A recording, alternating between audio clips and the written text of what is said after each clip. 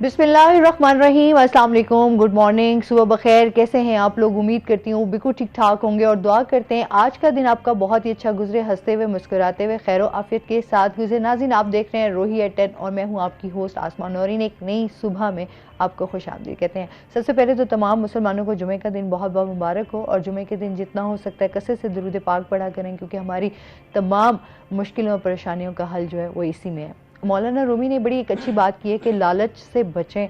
और हम लोग आजकल जिस तरह से एक हमारी अफरा तफरी वाली दौड़ है और हमारे यहाँ बहुत ज़्यादा लालच भी है, हम बहुत सारी चीज़ों को लेकर जो है दिखावे में भी चले जाते हैं, तो कभी भी इंसान को मायूस नहीं होना चाहिए। हमेशा जो भी करता है अल्लाह ताला बेहतरीन करता है। अल्लाह ताला से एक अच्छी उम्मीद लेकर इंसान को चलनी चाहिए और जितने आप अच्छी उम्मीद रखेंगे अल्लाह ताला से, वो कहते हैं ना अल्लाह ताला भी उसी तरीके से, जिस तरह का आपका गुमान होता है ना, अल्लाह ताला भी उसी तरीके से ही आपके साथ चलता है। तो आप अपना गुमान बहुत अच्छा रखें, आपका जो ईमान है वो बड़ा आपका स्ट्रांग होना चाहिए। तो हमेशा एक बात करती होती हूँ कि अब एक तो लोगों के लिए बहुत ज़्यादा आसानियाँ करें और हमेशा अच्छा और पॉजिटिव सोचें। जब आप ज़िंदगी में अच्छा और पॉजिटिव सोचना शुरू करेंगे तो आपके लिए बहुत सारी चीज़ें जो हैं वो आसान होना शुरू हो जाएंगी। तो इसी के साथ अपने प्रोग्राम का सिलसिला आगे बढ़ाएंगे। आज हमारे साथ जो गेस्ट मौजूद हैं वो हैं जो हमारे रोही के रिपोर्टर शकील सुल्तान। अस्सलाम वालेकुम। वालेकुम सलाम। कैसे हैं आप शकील? ठीक ठाक हैं? वेलकम कहते हैं अपने शो में आपको। हम बात करेंगे आज, एक तो एजुकेशन की बीट है, तो एजुकेशन के हवाले से बात करेंगे कि इस टाइम कॉलेजेस और यूनिवर्सिटीज़ में क्या क्या एक्टिविटीज़ चल रही हैं, तलबा के हवाले से भी जानेंगे क्या क्या मसाइल हैं इस टाइम। तो सबसे पहले बात कर लेते हैं, एक तो जो गैर रजिस्टर्ड प्राइवेट कॉलेजेस बनाए जा रहे हैं, क्योंकि हमारे यहाँ ये बड़ा एक कल्चर बन चुका है वो है ना कि सरकारी स्कूलों या सरकारी कॉलेजेस में हमारी तादाद तो है, लेकिन सरकारी कॉलेजेस को भी यूनिवर्सिटीज़ में तब्दील किया जा रहा है, जिसकी वजह से तलबा को जो है वो इन मुश्किलात का भी सामना करना पड़ रहा है कि उनके लिए तालीम हासिल करना जो है वो बड़ा मुश्किल हो गया। अच्छा, और उसके बाद फिर हम देखते हैं आए दिन जो है वो तशद्दुद के वाक़यात भी बढ़ रहे हैं, हालांकि इतनी अवेयरनेस होने के बाद या इतनी चीज़ें जिस तरह सोशल मीडिया पर आई, तो इस हवाले से हमें बताइएगा क्या सिलसिला ये चल रहा है और महकमा हायर एजुकेशन जो है वो अभी तक इस पर खामोश क्यों है? बिल्कुल, इसमें ना दो मौजू हैं, एक ये कि गैर रजिस्टर्ड इदारे और दूसरा तलबा पर तशद्दुद। मैं पहले बात करता हूँ गैर रजिस्टर्ड इदारों पर। गैर रजिस्टर्ड इदारों का मतलब ये होता है कोई भी तालीमी इदारा, खा वो स्कूल है, कॉलेज है या यूनिवर्सिटी है, क्या वो अथॉरिटीज़ से रजिस्टर्ड है या नहीं।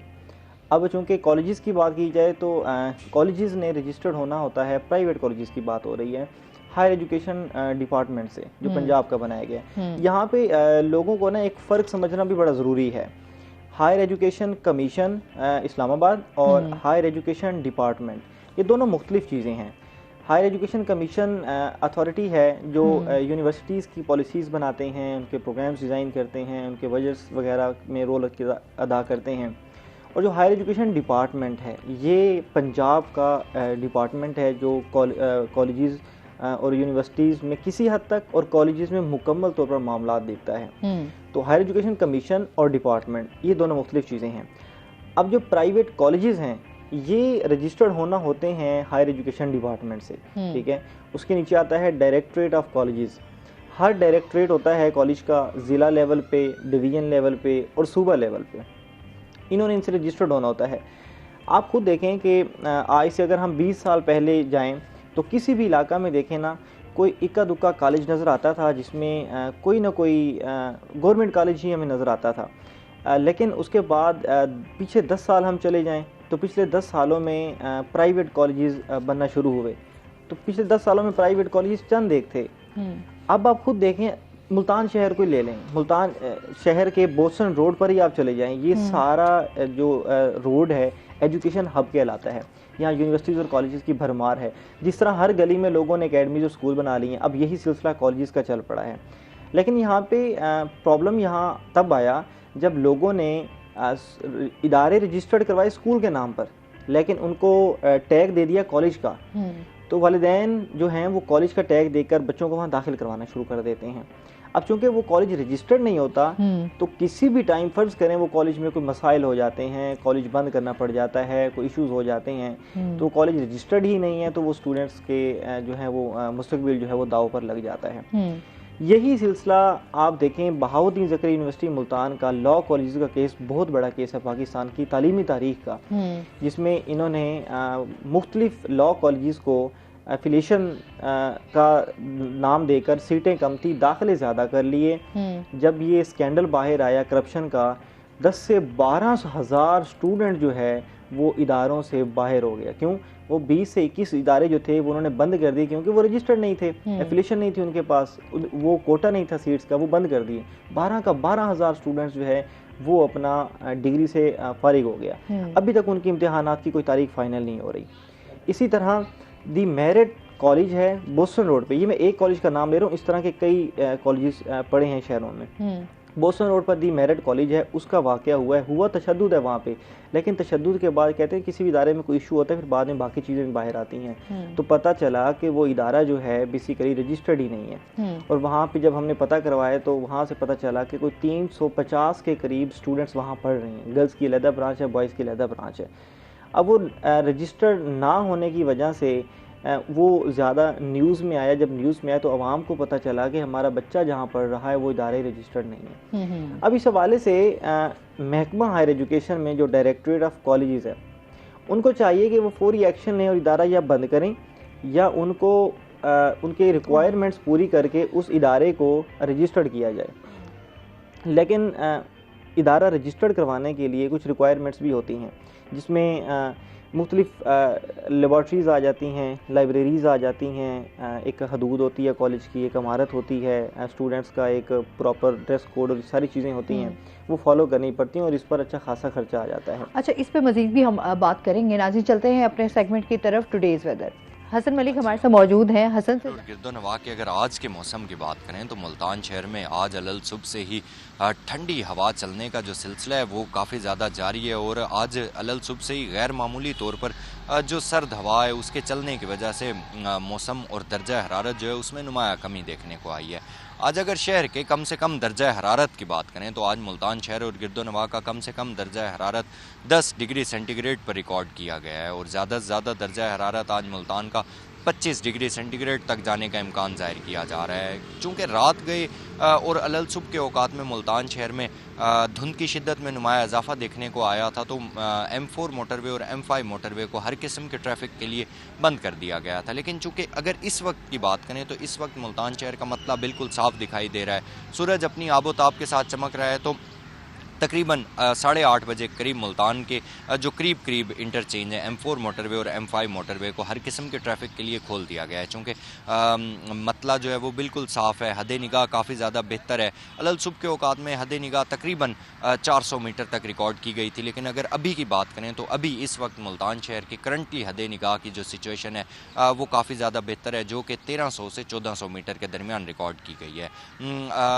ہوا میں نمی کے تناسب کو دیکھیں تو آج ملتان شہر میں ہوا میں نمی کا تناسب 85% تک ریکارڈ کیا گیا ہے. ایئر کوالٹی انڈیکس ملتان شہر کا گزشتہ کئی دنوں سے قدرے بہتر ہے، لیکن آج بھی قدرے آلودہ ہے، جو کہ 170 پوائنٹس پر ریکارڈ کیا گیا ہے. پاکستان کے فضائی آلودہ ترین شہروں کی لسٹ میں ملتان کے سٹینڈنگ کو دیکھیں تو عاصمہ ملتان آج 5ویں نمبر پر سٹینڈ کر رہا ہے. محکمہ موسمیات کی جانب سے یہ پیشگوئی ظاہر کی جا رہی ہے کہ آئندہ آنے والے دنوں میں ملتان شہر کا مطلع جزوی طور پر ابر آلود رہے گا، بارشوں کا کوئی امکان ظاہر نہیں کیا جا رہا، اور یہ بھی کہا جا رہا ہے کہ آنے والے 8 سے 10 روز میں ملتان شہر میں خشک سردی کی شدت میں نمایاں اضافہ دیکھنے کو آئے گا. اور یہ بھی ساتھ کہا جا رہا ہے محکمہ موسمیات کی جانب سے کہ رات گئے اور صبح سویرے کے اوقات میں دھند کی شدت میں بھی نمایاں اضافہ دیکھنے کا امکان ظاہر کیا جا رہا ہے. اور یہ بھی کہا جا رہا ہے کہ ہوا چلنے کا جو سلسلہ ہے آئندہ آنے والے چند روز میں یہ بھی شدت کے ساتھ جاری رہے گا، اور درجہ حرارت میں غیر معمولی حد تک نمایاں کمی دیکھنے کو آئے گی. اسما، اگر ابھی کی بات کریں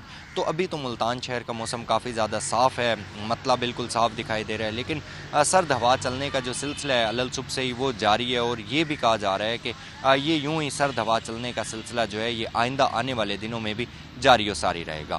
جی بہت شکریہ حسن ملک آپ کا. اور اس کے ساتھ ہی ہمیں گیسٹ نے انہوں نے جوائن کیا ہے، ان کا تعارف کروا دی. خواجہ مظہر صدیقی صاحب ہمارے ساتھ موجود ہیں جو کہ موٹیویشنل اسپیکر ہیں. السلام علیکم، کیسے ہیں آپ؟ ٹھیک ٹھاک ہیں؟ خوش ہوں الحمدللہ، ماشاءاللہ جی. ویلکم کرتے ہیں اپنے شو میں آپ کو. اور اس کے ساتھ ہی آج کا جو ٹاپک ہم ان سے ڈسکس کریں گے وہ ہم تعلیم، کیونکہ ظاہر سی بات ہے ایجوکیشنسٹ بھی ہیں تو اس کے حوالے سے تعلیم پہ بھی بات ہوگی، اور ساتھ ساتھ تعلیم اور غیر نصابی سرگرمیوں میں جو توازن ہے اس کو کس طریقے سے برقرار رکھا جا سکتا ہے اور یہ کتنی ضروری ہیں. آج اس ٹاپک پہ ہم بات کریں گے.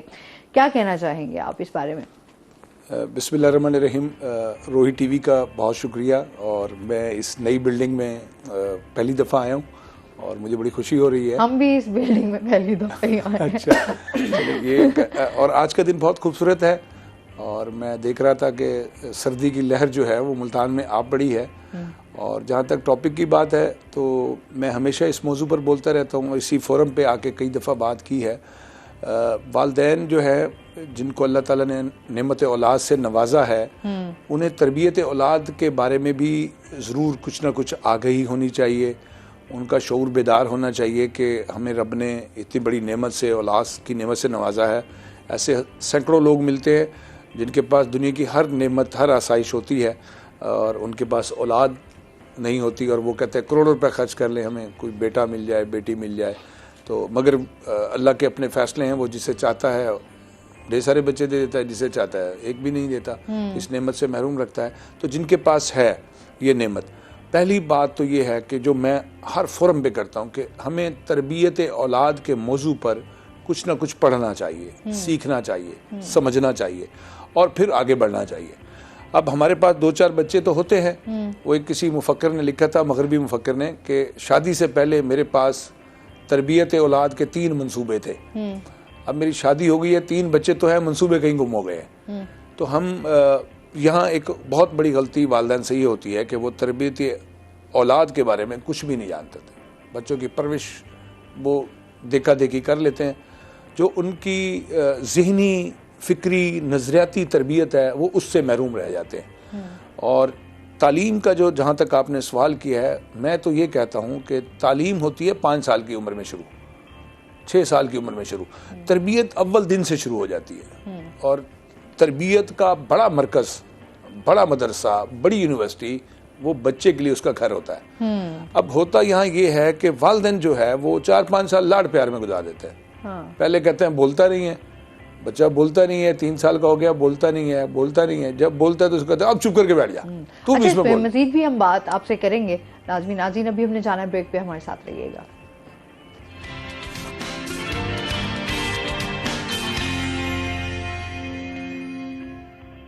ویلکم بیک ناظرین. جی ہم بات کر رہے تھے تعلیم اور تربیت کے حوالے سے. جی میں عرض کر رہا تھا کہ بریک سے پہلے کہ تربیت جو ہے بچے کی پیدائش سے اس کا عمل شروع ہو جاتا ہے. ہم نے اس کی ذہنی, فکری, نظریاتی تربیت کرنی ہوتی ہے. یہ وقت ہم لاڈ پیار میں گزار دیتے ہیں. یعنی بچہ اگر بولنا شروع ہو گیا تو ویل اینڈ گڈ, نہیں تو ہم پریشان ہوتے ہیں بولتا کیوں نہیں. اب جب بولتا ہے تو ہم کہتے ہیں یہ ناپ شناپ بولتا ہے, الل ٹاپ بولتا ہے, اور فضول بولتا ہے, اور چپ کر جاؤ, اور بچوں کو چپ کرواتے ہیں. تو یہ تربیت کا حصہ ہے کہ بچے نے بولنا کیا ہے, اس کو پہلا لفظ کیا سکھانا چاہیے. تو پہلا لفظ اسلام نے جو بتایا وہ اللہ سکھانا چاہیے. پھر اس کے بعد اس کے جو مینرز, ایتھکس ہیں, ہر بڑے ملک نے جنہوں نے ترقی کی ہے, جو ہم سے بہت آگے ہیں, 100 سال آگے ہیں, انہوں نے ماں کو فوکس کیا جب وہ حاملہ ہوتی ہے, اور اس کی تربیت شروع کر دیتے ہیں. اس کو وہ گیجٹس دیتے ہیں, وہ ٹیکنالوجی دیتے ہیں کہ ماں سیکھنا شروع کرتی ہے. اس کو وہ مضامین پڑھانا شروع کرتے ہیں جو پیٹ میں بچے کی پرورش وہیں سے شروع ہو جاتی ہے, تربیت وہیں سے شروع ہوتی ہے. اور جب بچہ جب دنیا میں آتا ہے, اپنے گھر میں آتا ہے, تو وہ اس کی تربیت کا پیریڈ شروع ہو چکا ہوتا ہے, 9 ماہ سے شروع ہو چکا ہوتا ہے. اور ہم کب شروع کرتے ہیں, ہم بچے کو تعلیم کے لیے تب بھیجتے ہیں جب ہم ماں تنگ آ جاتی ہے کہ اب یہ بہت شرارتی کرتا ہے, اور یہ بہت تنگ کرتا ہے, اب یہ ہماری ناک پہ دم کیے رکھا ہے, آسمان سر پہ اٹھا لیتا ہے, اس کو میں نے اسکول بھیجنا ہے. یعنی شوق سے نہیں بھیجا جاتا, مجبوری میں تنگ آ کر بھیجا جاتا ہے. اور تربیت جو گھر میں ہونا تھی, اس کو ایتھکس سکھانے تھے, مینر سکھانے تھے. کسی بھی شخص کو بڑا خواب اس کی ماں دیتی ہے, کسی بھی بچے کو بلندی کا عزم اس کی ماں دیتی ہے. اگر ماں, میں نے بلکہ یہ بھی پڑھا کہ ماں تعین کرتی ہے کہ میرے بچے نے کامیاب ہونا ہے یا ناکام ہونا ہے. تو ہوتا یہ ہے کہ ہمارے ہاں کہ ماں اس بات سے اویئر نہیں ہے کہ مجھے بچوں کو بڑی سوچ دینی ہے, بڑے خواب دکھانے ہیں. باپ جو ہے وہ معاشی مزدوری کے لیے نکل جاتا ہے گھر سے. اصل میں مسائل اتنے ہو چکے ہیں ہماری لائف کے کہ ہم اس الجھنوں میں پھنسے ہوئے ہیں, ان مسائلوں سے نکل نہیں پا رہے, جس کی وجہ سے ہماری بہت ساری ایسی سمجھ لینا کہ تربیت کے جو اصول ہوتے ہیں ہم تو ان سے واقف ہی نہیں ہیں. یہ چیز ہے کہ تربیت کا جو فقدان نظر آ رہا ہے, اس کی بہت ساری وجوہات ہیں. اس میں ہمیں یہ کرنا چاہیے کہ ہمیں پہلے, میں پھر وہی عرض کروں گا, دہراؤں گا یہ بات, بار بار یاد کرواؤں گا کہ والدین کو تربیت اولاد کے موضوع پر سرچ کرنی چاہیے, رہنمائی لینی چاہیے, مدد لینی چاہیے, معاونت لینی چاہیے, اور دیکھنا چاہیے کہ یہ جو اتنی بڑی ذمہ داری رب نے ہمارے کندھوں پہ ڈال دی ہے کہ ہمیں صرف پرورش نہیں کرنی, ان کی روٹی روزی کا بندوبست نہیں کرنا, ان کو لباس نہیں دینا, ان کو بستر نہیں دینا, ان کو آرام دہ ماحول نہیں دینا, بلکہ ان کی تربیت کرنا ہے. ہمیں ایک کامیاب انسان پروڈیوس کرنا ہے. ہم اس کی گرومنگ کریں گے, ٹریننگ کریں گے. ابھی ہم بات بھی کر رہے تھے کہ اس میں صرف پیرنٹس نہیں, اس میں ہر بندے کا ایک کردار ہوتا ہے, جس میں ٹیچرز کا بھی ایک بڑا بہترین رول ہوتا ہے. وہ سٹیپ دوسرا ہے.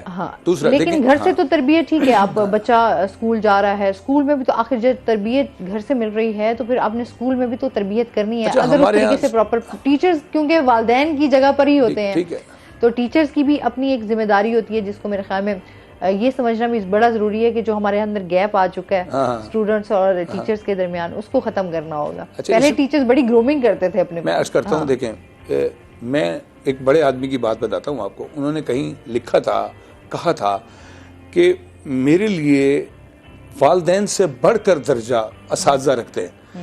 والدین مجھے زمین پر لانے کا ذریعہ بنتے ہیں, اور اساتذہ جو ہیں وہ مجھے اوج ثریا تک, بلندی تک, عظمت تک, آسمان تک پہنچاتے. تو یہ بڑے ہیں میرے لیے والدین سے زیادہ اساتذہ. اب ہوا کیا ہے ہمارے ساتھ, بنیادی تربیت گھر میں نہیں ملی, اور ہم نے ساری ذمہ داری تربیت کی, پڑھانے کی, تعلیم کی استاد کے کندھوں پر ڈال دی. ہم نے کہا اب اسکول جانے اور استاد جانے, ہم خود بری الذمہ ہو گئے. اور ہم اسکول میں ہمارے بچپن میں یہ ہم سے پہلے جو ہمارے فور فادر تھے, وہ جب کسی بچے کو مدرسے میں لے کر جاتے تھے تو وہ یہ کہتے تھے کہ ہڈیاں ہماری, چم آپ کا. اب آپ کسی بچے کو ذرا سا ڈانٹ کر دکھائیں. مجھے ابھی تازہ ترین ایک واقعہ مجھے ایک ٹیچر نے بتایا کہ میں نے بچے کو ہلکا سا ڈانٹا کہ آپ نے توجہ نہیں کر رہے پڑھائی پر, آپ کی توجہ نہیں ہے. تو وہ بچہ اگلے دن پستول لے کے اسکول آ گیا کہ کل آپ نے میری ان 20 لڑکوں کے سامنے انسلٹ کی تھی. نا عدم برداشت ہے نا. اچھا, اس پہ بھی ہم بات کرتے ہیں, جس طرح ہم بات کر رہے تھے کہ طلبہ کے اوپر اساتذہ کا جو تشدد ہے, اس حوالے سے ہم بات کر رہے تھے, اس کو کنٹینیو کرتے ہیں. جیسا ہی سر نے کہا نا کہ اساتذہ کا درجہ جو ہے وہ والدین سے اول ہے, ایسا ہی ہے. لاسٹ ٹائم میں بھی ایک یونیورسٹی میں مجھے موقع ملا اسپیچ کرنے کا اسی حوالے سے, تو میں نے بار بار یہی کہا کہ اساتذہ ہی آپ کو آگے لے کے جائیں گے, اپورچونیٹیز دیں گے. لیکن یہاں پہ سر آپ بھی اپنی رائے دیجیے گا کہ آج کا سر دور بہت تبدیل ہو گیا یکدم نا, یہ پچھلے 5-10 سالوں میں ٹیچر اور اسٹوڈنٹ کے درمیان بہت زیادہ گیپ آ گیا ہے. ٹیچر بات کرتا ہے, بچہ برداشت نہیں کر رہا, لیکن کہیں نہ کہیں ٹیچر بچے پر اتنا زیادہ برڈن ڈال رہا ہے فزیکل پنشمنٹ کا, وہ بچے کی نفسیات پر بہت زیادہ اثر ڈالتا ہے. یہ شہر میں بڑے اسکولوں میں کم ہے, لیکن دیہات کے اسکولوں میں بہت زیادہ ہے. لیکن اب چونکہ دیہات کے اسکول کا بچہ بھی ماڈرن لائف کو ٹچ کر رہا ہے, تو وہ ٹیچر کی مار کا اثر لیتا ہے, ٹھیک ہے, جس کی وجہ سے وہ ٹیچر سے دور ہوتا ہے. اور نہ صرف دور ہوتا ہے, جب وہ میچور ہونے لگتا ہے تو کچھ لوگ تو وہ سمجھتے ہیں کہ ٹیچر نے ہمیں مار دی اور ہم آج بہتر ہوئے, لیکن سر کچھ نہ اس چیز کو ذہن میں بٹھا لیتے ہیں کہ بڑا ہمیں اس ٹیچر نے مارا, بڑا بے قصور مارا ہے. اب میں اس سے پہلے نا کچھ واقعات شیئر کر دیتا ہوں. ہمارے ہی چوک کمہارا پہ ایک اسکول ہے, نجی اسکول ہے, میں اسکول کا نام نہیں لوں گا کیونکہ ان پر ایکشن ہو چکا ہے. چھوٹا بچہ ہے 3ری کلاس کا, ٹھیک ہے, 3ری کلاس کا بچہ کتنا ہو سکتا ہے, معصوم ہوتا ہے بالکل, کوئی بھی اس کو کچھ کر سکتا ہے. وہ ٹیوشن اکیڈمی پڑھ رہے ہیں اور کوئی سبق وغیرہ یاد نہیں کیا, جس طرح بچوں کے چھوٹے مسائل ہوتے ہیں. ٹیچر نے کیا کیا, باقی بچوں کو چھٹی کر دی اور اس کو کان پکڑوائے رکھا, اور اس کے بعد اس کو پتہ نہیں کن چیزوں سے سزا دی ہے کہ جب وہ گھر پہنچا ہے تو وہ بیٹھ نہیں رہا. اچھا, وہ کھڑا ہے, تکلیف میں ہے وہ. اس کی مدر نے کال کی کہ گھر آئیں, والد جاب سے گھر آئے ہیں, یہ بیٹے کو دیکھیں. بیٹے کے کپڑے اتارے گئے ہیں, میں نے تصویریں دیکھی ہیں بچے کی. اس کا جسم ٹانگ سے لے کر کمر تک فل ٹائم سارے سٹکس کے لال نشانات ہیں, ابھرا ہوا ہے جسم. تو ساتھ والے بچوں سے پوچھا کیا ہوا ہے, تو انہوں نے کہا ہے کہ نا بھائی نے, بڑا بھائی بتا رہا ہے کہ چھوٹا بھائی بتا رہا ہے کہ بھائی نے سبق نہیں یاد کیا ہوا تھا تو سر نے اسے مارا ہے. اب وہ والد, اس کا سر اتنا بچہ تکلیف میں آ رہا ہے تو والد ٹیچر کے خلاف جائے گا کہ میرا چھوٹا سا بچہ ہے, اس پر اتنا زیادہ آپ نے تشدد کر دیا, وہ تو کل نفسیاتی ہو کر وہ سکول نہیں جائے گا, وہ شاید سکول سے کہیں اور چلا جائے گا. ذہنی تربیت اس طریقے سے. ایک دوسرا, اب پچھلے دنوں ایک کالج میں واقعہ ہوا ہے, آپ یقین کریں تقریباً 2 فٹ کی موٹی سٹک ہے, ٹھیک ہے, اور کالج کا بچہ سر مار اور تھپڑ برداشت نہیں کرتا. وہ रिप्लाई में टीचर को कोई ना कोई रिएक्शन देता है, बहुत ज़्यादा ऐसा होता है। और टीचर ने, मैंने वो वीडियो देखी है, टीचर ने कोई 11 के करीब डंडे मारे हैं, जैसे पुलिस स्टेशन में तशवीश चल रही हो, आवाज़ आ रही है। अब बच्चे सर आपस में क्या कर लेते हैं, उन्होंने क्या किया, प्लान किया कि ये टीचर हमें बहुत ज़्यादा मार रहा है। मैंने उस पर तहकीक की तो मुझे पता चला वो टीचर स्कूल में उसका एक रोब था बच्चों को मारने के हवाले से। तो बच्चों ने पहले से प्लान कर लिया कि अब हम टीचर से मिलेंगे। बच्चों ने वीडियो बना ली, टीचर की वीडियो बनाकर मीडिया को दी, पुलिस को दी, वायरल करवाई। इस वक्त कॉलेज इंतहाई जो है ना वो नाजुक हालात में चल रहा है, हो सकता है बंद हो सकता है या जुर्माना हो सकता है, और टीचर स्कूल छोड़ गया है। यहाँ पे सर आप बताएं कि क्या सज़ा इतनी दी जानी चाहिए बच्चे पर? मैंने आपको वाक़यात बता दिए हैं, हक़ाइक़ बता दिए हैं, क्या इतनी सज़ा टीचर दे सकता है? और अगर दे रहा है तो उसके मुस्बत असरात कम, मनफी असरात ज़्यादा आ रहे हैं। देखिए बात यह है कि मैं जहाँ तक मैं समझता हूँ तो मैं तो इस तरह के जो बच्चों पर ज़हनी और जिस्मानी तशद्दुद है इसके बहुत ख़िलाफ़ हूँ, और मैं समझता हूँ कि जो इदारा है उसके ख़िलाफ़ कानूनी कार्रवाई होनी चाहिए। बिल्कुल। बच्चे जो है ना, देखें बच्चे प्यार और तवज्जो और मोहब्बत से आगे बढ़ते हैं। बिल्कुल। अच्छा जी, बच्चे ही नहीं, बड़ों की भी यही नफ्सियात है। मैं समझता हूँ कि हमारे यहाँ से देखें, दुनिया ना आज से 10 साल पहले कहा जाता था ये ग्लोबल विलेज बन गई है। बिल्कुल। अब ये सिमट करना ग्लोबल हट बन गई है। ठीक है। अब लम्हा बलम्हा दुनिया में तग़य्युर और तनव्वु है, तब्दीलियाँ आ रही हैं, बेहतरियाँ आ रही हैं। अब उसमें हम कहाँ खड़े हुए हैं, हम क्या कर रहे हैं? हम बहुत पीछे हैं सर, हम बहुत पीछे हैं। जो कुछ नहीं बन सकता वो टीचर बन जाता है। हर डिग्री, हर डॉक्टर को एक डिग्री लेनी होती है, हर इंजीनियर को एक डिग्री लेनी होती है, हर कॉर्पोरेट कल्चर की कोई कंपनी है वो पहले आपका तजुर्बा देखती है, महारत देखती है, एक्सपीरियंस पर आपको जवाब देती है, आपकी तसल्ली करती है।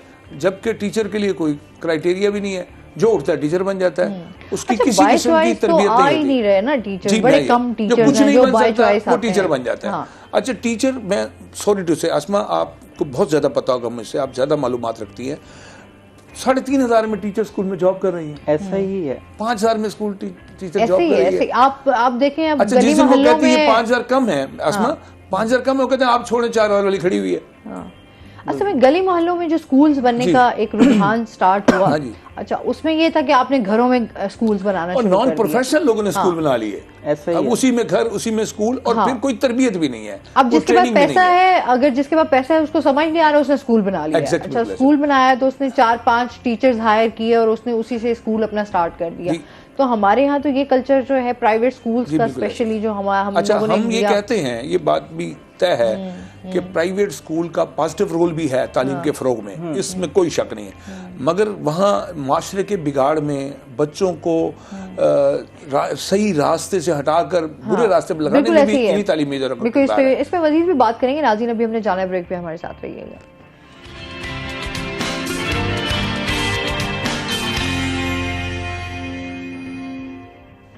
वेलकम बैक नाजरीन। अच्छा जिस तरह हम अभी बात कर रहे थे कि वही बात आ गई ना कि स्टूडेंट्स और टीचर्स के दरमियान जो है वो गैप है। अच्छा कम्युनिकेशन गैप अब पेरेंट्स के दरमियान भी है, क्योंकि वही आप वाली बात कि हमारे यहाँ अब चीज़ें क्योंकि बहुत ज़्यादा मुश्किल होती जा रही हैं, मसाइल हमारे बहुत हैं, कहीं ना कहीं पेरेंट्स भी सिर्फ इसी उसमें हैं कि यार बच्चों का फ्यूचर बन जाए, और उस फ्यूचर की खातिर उन्होंने अपने आप को मसरूफ़ रखा हुआ था कि कहीं काम कर लें, कहीं जाएँ। अभी इस हवाले से देख रहे हैं जो टीचर्स जो हैं उन्हें ये होता है कि अच्छा यार स्कूल जा रहा है तो बच्चा जो है वो इसकी जहनी तरबियत भी हो जाएगी, इसकी ग्रूमिंग भी हो जाएगी। कुछ स्कूल जहाँ हम इतनी फ़ीसें पे कर रहे हैं तो कम से कम बच्चों के हवाले से तो हमें थोड़ा सी सेटिस्फेक्शन होनी चाहिए ना कि बच्चों के ऊपर तवज्जो दी जाएगी। तो वही बात है, हमारे यहाँ ये सिस्टम जो है ना वो ख़त्म होता जा रहा है। बाहर बंदा जो टीचर्स है वो अपने तौर पे कहता है कि जी मैं अपने जहनी मसाइल में हूँ, मैं अपने उस पर हूँ, तो मैं क्या इसके ऊपर तवज्जो दूँ, या मेरे उस तरह से मसाइलों को नहीं हल किया जा रहा, मेरे सैलरीज़ के इशूज़ हैं, कुछ इस तरह के मसाइल हैं। इस पे किस तरह से आप समझते हैं कि ज़हनी तरबियत की जाए टीचर्स की भी और बच्चों की भी? आसमा बात ये है कि यहाँ हर मौजू पर डिस्कशन होती है, और मेरा जो मौजू है, जो मैं यूनिवर्सिटीज़ कॉलेजेस इदारों में जाकर पढ़ाता हूँ, मैं तो यही कहता हूँ कि हम तरबियत के मामले में जीरो पे खड़े हुए हैं। अब तो बहुत ही जीरो हो गए। दूसरा, हम ना हमेशा खुद को सच पर समझते हैं, हक पर समझते हैं, दूसरे को गलत समझते हैं। खुद को सच्चा और दूसरे को झूठा। हर बंदे के पास अपना सच है اور وہ اپنے جھوٹ کو سچ کر کے دکھا رہا ہے. ایسے ہی ہے ہر بندہ وہ کہتا ہے میں حق پر ہوں, میں سچ پر ہوں, میں صحیح راستے پر ہوں, اور آپ غلط ہے. بات در حقیقت یہ ہے کہ آپ کو کیسے پتا چلے گا کہ آپ سچ پر ہیں, آپ کی بات صحیح ہے, آپ درست سمت میں کھڑے ہیں. ہونا یہ چاہیے کہ ہمیں دوسروں پر تحقیق کرنی چاہیے. سچ والے لوگ کون تھے, حق والے لوگ کون تھے, صحیح راہ پر کھڑے لوگ کون تھے, ہمیں پتہ نہیں. ہم اپنے جھوٹ کو بھی سچ ثابت کرنے کے لیے نا پھر ایڑی چوٹی کا زور لگا رہے ہیں. ایسے ہی ہے. ادارے بچوں پر, بچے والدین پر, اور ادارے والدین پر. بلیمنگ گیم ہے نا. Blaming game. میں یہ کہتا ہوں, میرا یہ کہنا ہے, میں اس فورم پہ اس کو لاکھوں لوگ دیکھ رہے ہوں گے, میں یہ کہتا ہوں کہ سب نا اپنی اپنی ذمہ داری کو محسوس کریں. ہم میں سے تو سب لوگ ہی بے حسی کا شکار ہیں. بس کسی نے تو یہ سمجھ لیا کہ میرے ذمہ روٹی روزی کمانا ہے, کسی نے یہ سمجھ لیا کہ یہ نعمتیں تو آ گئیں شوق میں, بچے ہو گئے شوق میں, پلان نہیں تھا. اب کیا کریں ان کا, کیا کریں ان کا, اب شوق میں بچے, ٹھیک ہے, اب کیا کریں ان کا, اب ان کو کیا کریں, ان کو کسی مدرسے میں بھیج دیں. کسی کے پاس وسائل ہے تو وہ اسکول, جس کے پاس وسائل نہیں ہے وہ مدرسے میں بھیج دیتا ہے. وہ کہتا ہے یہ جی مدرسے میں حفظ کرے گا, یہ جی مدرسے میں یہ کرے گا, اس کے پاس وسائل نہیں ہے. تو جسے مدرسے بھرے پڑے ہیں وہ اس لیے بڑے پڑے ہیں, وہاں بچوں سے فیس نہیں لی جاتی, بچوں کی کوئی یونیفارم نہیں ہوتی, بچوں کے شوز نہیں ہوتے, کوئی ٹائی نہیں ہوتی, بیج نہیں ہوتا, کوئی جرسی سویٹر کوٹ نہیں ہوتا, وہ مدرسے میں بھیج دیتے. کہتا چلو یہ تو جان چھوٹی. اب وہ مدرسے سے پڑھ گیا کہ اب ہم کریں کیا, کوئی راہ نہیں ہے, کسی سے پوچھا ہی نہیں ہے, مشورہ بھی نہیں کیا ہے, ٹھیک ہے. اب وہ بچہ جو ہے وہ کسی غلط کام میں پڑ جاتا ہے, بےراروی کا شکار ہوتا ہے, بگاڑ کی طرف چل پڑتا ہے. میں کہتا ہوں سب لوگوں کو, اسٹیک ہولڈرز جو بھی ہے, والدین ہیں, اساتذہ, دیکھیں اب یہ آپ اسکول کی بات کر رہی تھی, ٹیچرز کی بات کر رہی تھی, میں کہتا ہوں والدین, اساتذہ اور اسکول یہ ایک برج ہے. اس نے ایک ایسی چیز پروڈیوس کرنی ہے جس میں ابیلٹی بھی ہو اور پوٹینشل بھی ہو, اور وہ شخص اس ملک و قوم کا قابل فخر سرمایہ بنے. وہ اس ملک میں وہ کام کر کے دکھائے جو ہم سے پہلے نہیں ہوئے, تعمیر کا کام, ترقی کا کام, خوشی کا کام, خوشحالی کا کام, ہے جی, کامیابی کی منزلوں کو چھوئے. ہم نے تو بچوں کو خواب ہی نہیں دکھائے. میں ایک مثال دیا کرتا ہوں کہ ایک ماں قاری صاحب کے پاس بچہ لے کے آتی ہے, کہتی ہے اس کو کچھ بنا کے بھیج دیں. وہ کہتے ہیں اچھا, اور کہتی تب تک نہ بھیجیے گا جب تک میرا بچہ کچھ بن نہ جائے. تو قاری صاحب کہتے ہیں ٹھیک ہے جی, علامہ صاحب کہتے ہیں ٹھیک ہے, اور وہ اس کو پڑھانا شروع کرتے ہیں. ماں کا اکلوتا بیٹا اور مدرسے میں پڑھ رہا ہے. کچھ عرصے بعد وہ بچہ کہتا ہے, کچھ ماہ بعد, کہ استاد جی مجھے ماں سے ملنا ہے. وہ کہتا ہے نہیں بھائی, تیری ماں سے میرا وعدہ ہے کہ میں جب تک تو کچھ بنے گا نہیں تو میں نہیں بھیجوں گا. کہتا ہے استاد جی ماں کے لیے بڑا دل کر رہا ہے, میں ماں سے ملنا چاہتا ہوں. اب استاد نے ماں سے بھی وعدہ کیا ہوتا ہے اور بچے کا اصرار بھی بڑھ رہا ہوتا ہے, تو وہ اس کو ایک بڑا سارا سبق دے دیتے ہیں کہ تم یہ یاد کر لو تو میں تمہیں ماں کے پاس بھیج دوں گا. صحیح ہے. اور وہ بچہ جو ہے وہ سبق یاد کرنے بیٹھ جاتا ہے. شام کو کہتا ہے استاد جی سبق سنو. استاد حیران رہ جاتے ہیں کہ یہ سبق تو کوئی بھی بندہ یاد نہیں کر سکتا ایک دن میں, اس نے کیسے یاد کر لیا. وہ اس کو مشیت عزی سمجھتے ہیں کہ اللہ کے حکم سے ہی ہوا ہوگا, اس کے اذن سے ہی بچے نے اتنا سبق یاد کر لیا, ورنہ اس کم سن سے تو یہ سبق یاد نہیں ہوتا. وہ اس کو سبق سننے کے بعد چھٹی دیتے ہیں کہ جاؤ گھر ماں سے مل کے واپس آ جاؤ. بچہ دوڑتا, اچھلتا, کودتا, خوشی میں ماں سے باتیں کرتا, تصور میں ماں کی طرف جاتا ہے. اور جب وہ دروازے پہ پہنچتا ہے اور وہ کہتا ہے ماں میں تیرا بیٹا ہوں, ماں دروازہ نہیں کھولتی. وہ کہتے نہیں یہ میرا بیٹا نہیں ہے. کہتے ماں میں تیرا بیٹا ہوں. کہتے نہیں یہ میرا بیٹا نہیں ہو سکتا, میرا بیٹا تو کچھ بن کے گھر آئے گا. بچہ روتا, پیٹتا, آنسوؤں سے منہ دھوتا واپس چلا جاتا ہے. اور جب وہ واپس جاتا ہے تو استاد کہتے ہیں ہاں ماں سے ملا. کہتا ہے نہیں استاد جی ماں نے دروازہ نہیں کھولا. ماں کہتی ہے میرا بیٹا نہیں ہو سکتا, میرا بیٹا تو کچھ بن کے آئے گا. تو وہ بچہ کچھ بنا, اور آج دنیا ان کو جنید باجید بستامی کے نام سے جانتی ہے. ٹھیک ہے, اتنے بڑے آدمی بنے, اتنے بڑے ولی بنے, ولایت وہیں سے شروع ہوتی ہے. تو دیکھیں آپ ذرا بات سمجھنے کی ہے کہ وہ استاد بھی تھے جو مشن سمجھتے تھے, ہے نہیں. وہ مائیں بھی تھیں جو بچے کو کہتی تھی آپ نے جھوٹ نہیں بولنا, اور ڈاکو اس کو پکڑتے ہیں, کہتے ہیں تیرے پاس کیا؟ کہتا ہے میرے پاس دینار ہے. کہتا ہے کہاں ہے؟ وہ درہم دینار ہمیں تو نظر نہیں ہے. کہتا ہے میرے پاس ہیں. تو اس کو سردار کے پاس لے کے جاتے ہیں. وہ کہتا ہے کہاں ہے بھی دکھاؤ. وہ کہتا ہے یہ دیکھیں میری قمیض کے ادھر سیے ہوئے ہیں, میری ماں نے سی کر دیے. کہتا آپ نے سچ بولا. کس نے کہا؟ اس نے کہا میری ماں نے کہا تھا. ڈاکوؤں کا سردار پریشان, یہ مائیں تھی اور یہ اساتذہ تھے. اب کیا ہوا ہے کہ ہم اپنے مقصد سے غافل ہو گئے ہیں. ہم نے یہ سمجھنا بند کر دیا کہ ہمارے پاس مستقبل کے معمار ہیں, ہمارا آنے والا کل بچے ہیں. نہ ٹیچر نے اس بات کو سمجھا, نہ ماں نے سمجھا. آپ مجھے ایمانداری سے بتائیں, کسی کے اندر بھی خیر خواہی ہے, کسی کے اندر بھی ہمدردی ہے, انسان نا احساس سے انسان دکھاوا ہے، بنتا ہے، دکھاوا نا اس کو لے کر لوگ بہت زیادہ چل رہے ہیں. انسان احساس کے ساتھ زندہ رہتا ہے، بالکل اور احساس مر گیا ہے. ہاں. جس میں احساس نہیں ہے وہ انسان نہیں ہے. بالکل جی. اچھا جی، لاء کالج کے حوالے سے بات کر لیتے ہیں. وہاں پہ انٹرنیشنل جو ہے کانفرنس ہوئی ہے. قانون کے حوالے سے بات کر لیتے ہیں. ان کے جو ماہر تھے انہوں نے اس میں شرکت بھی کی. اس حوالے سے بتائیے گا یہ کانفرنس کیسی رہی؟ بالکل، یہ یونیورسٹی گیلانی لاء کالج ہے، بہاؤالدین ذکر یونیورسٹی ملتان کا، اور ساؤتھ پنجاب کے لیے یہ بڑی دولت ہے، بڑی قیمتی ایک ادارہ ہے جو قانون کی تعلیم کے لیے کام کر رہا ہے. یہ کانفرنس دو حوالے سے بڑی اہم تھی. ایک یہ کہ یہ اس یونیورسٹی گیلانی لاء کالج کی پہلی انٹرنیشنل کانفرنس تھی. دوسرے حوالے سے اس لیے اہم تھی کہ کیونکہ اس میں chief justice Lahore high court Muhammad Amir Bhatti صاحب بھی موجود تھے، اور سابق چیف جسٹس جو ہیں محمد قاسم خان وہ بھی موجود تھے، اور اس کے ساتھ 6 غیر ملکی اسپیکرز بھی اس میں موجود تھے. اور کل جو مجھے مزے کی بات وہاں دیکھنے کو ملی، اب ایک آسٹریلیا کا غیر ملکی اسپیکر وہاں پہ اسپیچ کر رہے ہیں، اور اس کی اسپیچ کہاں سے شروع ہو رہی ہے، مطلب سب ہم حیران رہ گئے نا. ہم سوچ رہے تھے ہم غیر ملکی اسپیکر آ رہا ہے، پہلے تو ہم یہ سوچتے ہیں پاکستانی کہ اس نے انگلش بولنی ہے اور ہم نے چپ کر کے بیٹھے رہنا ہے، سننا ہے نہیں، مطلب نہیں سمجھ آتی زیادہ بات. لیکن وہ چونکہ لاہور کی یونیورسٹی میں کام کر رہا تھا تو اس کا جو انگلش کا ایکسنٹ تھا وہ پاکستانیوں کے ساتھ کچھ ملتا جلتا تھا، مطلب اس کی بات سمجھ آ رہی تھی. اس نے آتے ہی اسٹیج پہ ایک غیر ملکی بندہ ہے جس کو ہم نان مسلم کہتے ہیں، وہ آتے ہی سب کو کہتا ہے السلام علیکم، اور ساروں نے بڑا یکدم حیران ہوئے نا. تو پورا آڈینس، پورا ہال جو ہے نا وہ وعلیکم السلام سے گونج اٹھا. اب وہ بات شروع کسے کر رہا ہے؟ وہ قرآن سے بات شروع کر رہا ہے. اس نے اپنی ریسرچ دی، اس نے کہا کہ میں جو انصاف، یہاں پہ قانون کی بات ہو رہی ہے نا، تو میں انصاف کی بات قرآن سے ہی کروں گا. آپ کے قرآن کی فلاں جو فکرہ ہے وہ انصاف کا اس حوالے سے کہتا ہے. آپ کے جو نبی ہیں وہ انصاف کے حوالے سے یہ مثال قائم کر گئے ہیں. وہ کہتے ہیں میں سارے ٹیکسٹ، کانٹیکسٹ، میسیجز سارے میں قرآن کے ہی وہ ڈسکس کر رہا ہے. تو بڑی ہمیں حیرانی ہوئی کہ بڑا زبردست. پہلے ہم سنتے تھے، ہمیں کہتے تھے جی آپ کا جو گورا ہے نا، جیسے نان مسلم ہے، وہ قرآن کی روشنی میں ہی ساری چیزیں کر رہے ہیں. تو کل ہم نے براہ راست اس کی باتیں سنی اور ہمیں یقین ہوا. بیسیکلی یہ کانفرنس کا موضوع ہی ایسا تھا کہ یہ دور اس ٹائم چل رہا ہے، اس میں یہ جو جمہوریت ہے اس کو پائیدار اور جامع کیسے بنایا جائے، اور اس میں مسائل کیا آ رہے ہیں.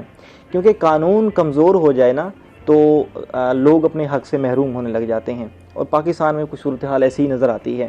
ٹھیک ہے، اور قانون جو ہے وہ گھٹنے ٹیک رہا ہے طاقتور کے سامنے اور امیر کے سامنے.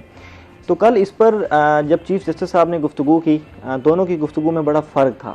جو موجودہ چیف جسٹس ہے وہ تو صرف ہمیں آرٹیکلز بتا رہا تھا کہ فلاں آرٹیکل آپ کو یہ تحفظ دیتا ہے، فلاں آرٹیکل یہ تحفظ دیتا ہے. کوئی 8 سے 10 آرٹیکلز انہوں نے بتائے، اور ساتھ میں بتایا کہ قانون کی اہمیت کیا ہے، کس طرح سے آپ کو یہ تحفظ دے رہا ہے. جب سابق چیف جسٹس آئے، وہ چونکہ ان کا ایک ایرا ہے بہت بڑا جس میں انہوں نے سارے کیسز دیکھے، مسائل، انہوں نے مسائل پر بات کی کہ آپ کے انصاف کے نظام کو، عدالتی نظام کو مسائل کہاں ہیں، کمی کس چیز کی ہے، مزید تجاویز کیا ہو سکتی ہیں. اور اس کے ساتھ مزید 5 اور کی نوٹ سپیکرز بھی تھے. تو آج دوسرا روز ہے کانفرنس کا، وہ بھی اس میں خطاب کریں گے. یہ اسٹوڈنٹس کے لیے بڑی ایک اچھی اپرچونٹی تھی. دیکھیں نا، ہم یہاں بیٹھے ہیں، ٹھیک ہے، اور ایک ڈاکٹر لیول کا بندہ آؤٹ آف کنٹری سے آ کر ہمارے پاکستان کے ساؤتھ پنجاب کے اسٹوڈنٹس کو اپنی ریسرچ بتا رہے ہیں کہ بھائی یہ انصاف اس طرح چل سکتا ہے.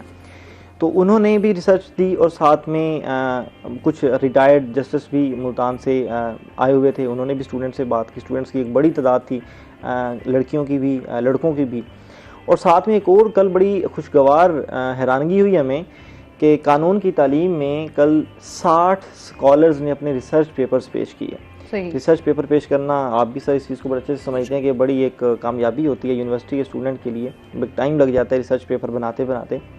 تو اس 2 روزہ کانفرنس میں 60 اسکالرز اپنی ریسرچ پیش کر رہے ہیں اسٹوڈنٹس کے سامنے کہ ہم نے یہ ورک کیا ہے.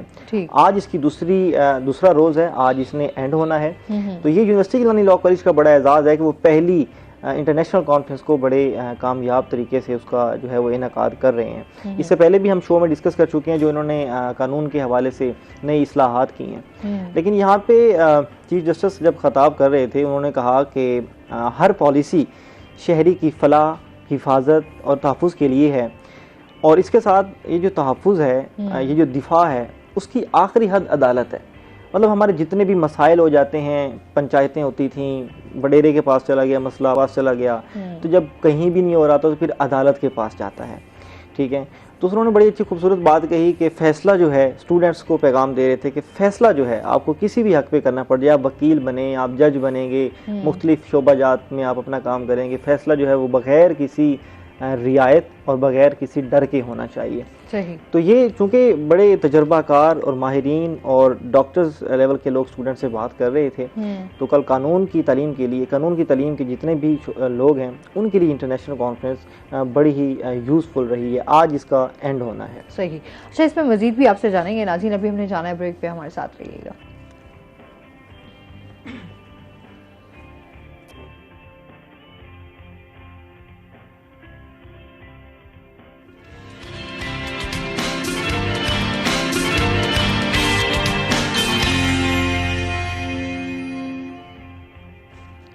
ویلکم بیک ناظرین، روہی ایٹ 10 میں آپ کو خوش آمدید کہتے ہیں.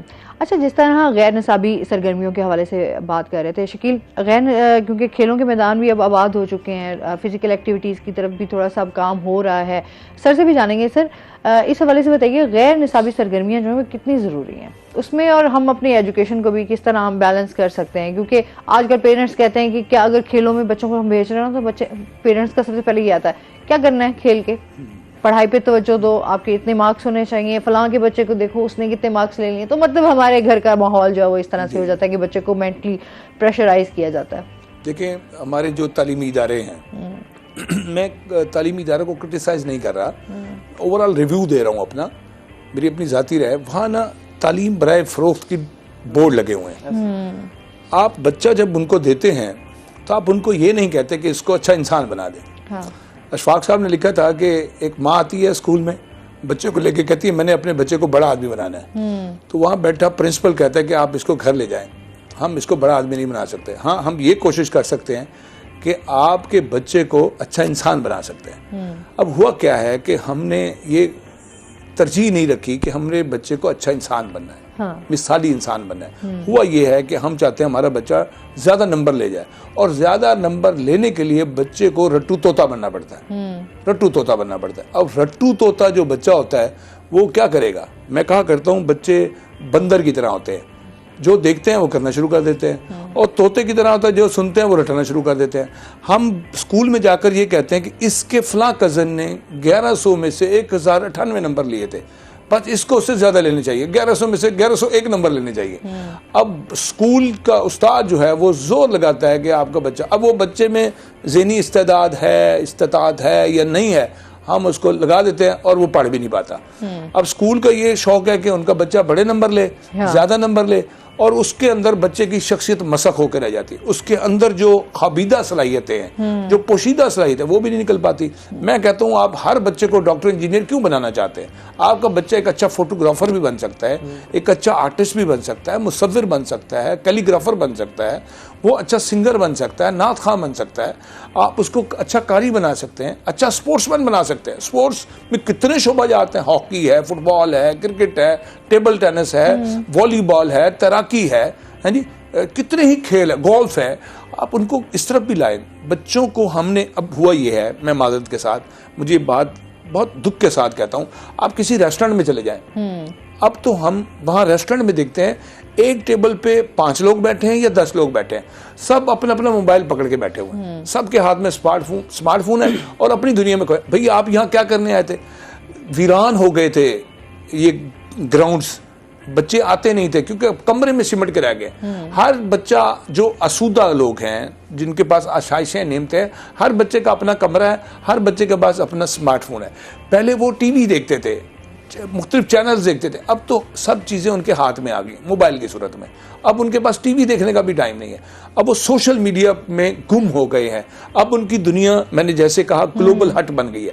اب اس میں وہ غلط دیکھ رہے ہیں، ماں باپ کو پتہ نہیں ہے، صحیح دیکھ رہے ہیں، ماں باپ کے علم میں نہیں ہے، کیونکہ ماں باپ کو خود درست سمت کا پتہ نہیں ہے. اب کیا ہوتا ہے کہ وہ کمرے کا بند بچہ جو ہے، وہ جو اسکول سے آ کر اسمارٹ فون اٹھا لیتا ہے، وہ اب اسکول کی چیزوں کو تو بھول جائے گا. اب ہوتا یہ بچے پر ماں باپ کی طرف سے بھی دباؤ ہے اور اساتذہ کی طرف نمبر زیادہ لینے ہیں. اب وہ بچے کی شخصیت مسخ ہوتی ہے. وہ نہ، پھر ایک اور بات، اسکولوں میں جو بزم ادب کا ہمارے بچپن میں ایک پیریڈ ہوتا تھا وہ بھی ختم ہو گیا، اس کی وجہ سے کہ بچے کو زیادہ نمبر لے کے دینے. میں ایک اسکول میں پڑھانے کے لیے جاتا تھا، ویکلی ایک کلاس ہوتی تھی 1 گھنٹے کی. تو میں نے جب 2-3 مہینے پڑھایا تو مجھے ٹیچر جو پرنسپل ہے وہ کہنے لگے سر ٹیچر اگینسٹ ہیں آپ کے لیکچر دینے کے، موٹیویشن لیکچر. وہ کہتے ہیں کہ بچے فزکس میں، کیمسٹری، بایو میں کمزور ہونے لگ گئے. یہ جو 1 گھنٹہ نا ضائع ہوتا ہے، اس 1 گھنٹے میں جو میں ان کو کریکٹر بلڈنگ پڑھا رہا تھا، میں جو ان کو پرسنالٹی ڈیولپمنٹ پڑھا تھا، میں جو ان کو گروم کر رہا تھا، وہ اس کی ضرورت نہیں ہے. شخصیت نہیں بنانی، شخصیت کی تعمیر نہیں کرنی، تعمیری شخصیت کے جو لوازم ہیں وہ نہیں بتانے، آپ نے ان کو نمبر دینے. تو اب جو نمبر کی دوڑ ہوگی پھر گراؤنڈ ویران ہوں گے. بچے جو وقت ملے گا اسمارٹ فون میں جائیں گے، گراؤنڈز میں نہیں جائیں گے. آپ کے اور میرے بچپن میں، آپ تو خیر مجھ سے بہت چھوٹی ہیں، ہم کیرم بورڈ کھیلتے تھے، لوڈو کھیلتے تھے، ہاں جی، اور بہت ساری گھر کی گیمز تھی، انڈور بھی آؤٹ ڈور بھی. ہم آؤٹ ڈور گراؤنڈز میں ہر چھٹی کے دن ہم اسکول سے گراؤنڈ میں جاتے تھے. اسکولوں میں کھیلوں کے مقابلے ہوتے تھے، دوڑ ہوتی تھی، ریس ہوتی تھی، کرکٹ ہوتی تھی، ہاکی ہوتی تھی، فٹ بال ہوتی تھی.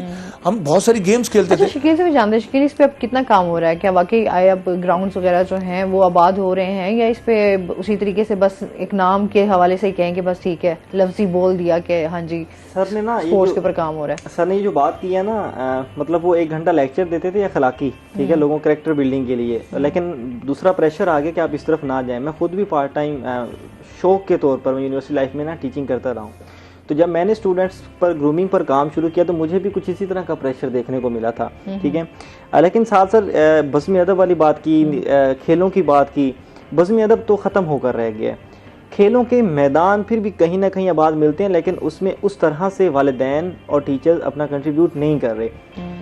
کھیلوں کی ایکٹیویٹیز کو نا اداروں نے صرف اس طرح لے لیا ہے کہ یار کھیلوں بھی ایکٹیویٹیز آ رہی ہیں، بچوں کو وہ بھی کروانی ہے، مطلب سوشل میڈیا پہ دکھانے کے لیے، والدین کو دکھانے کے لیے.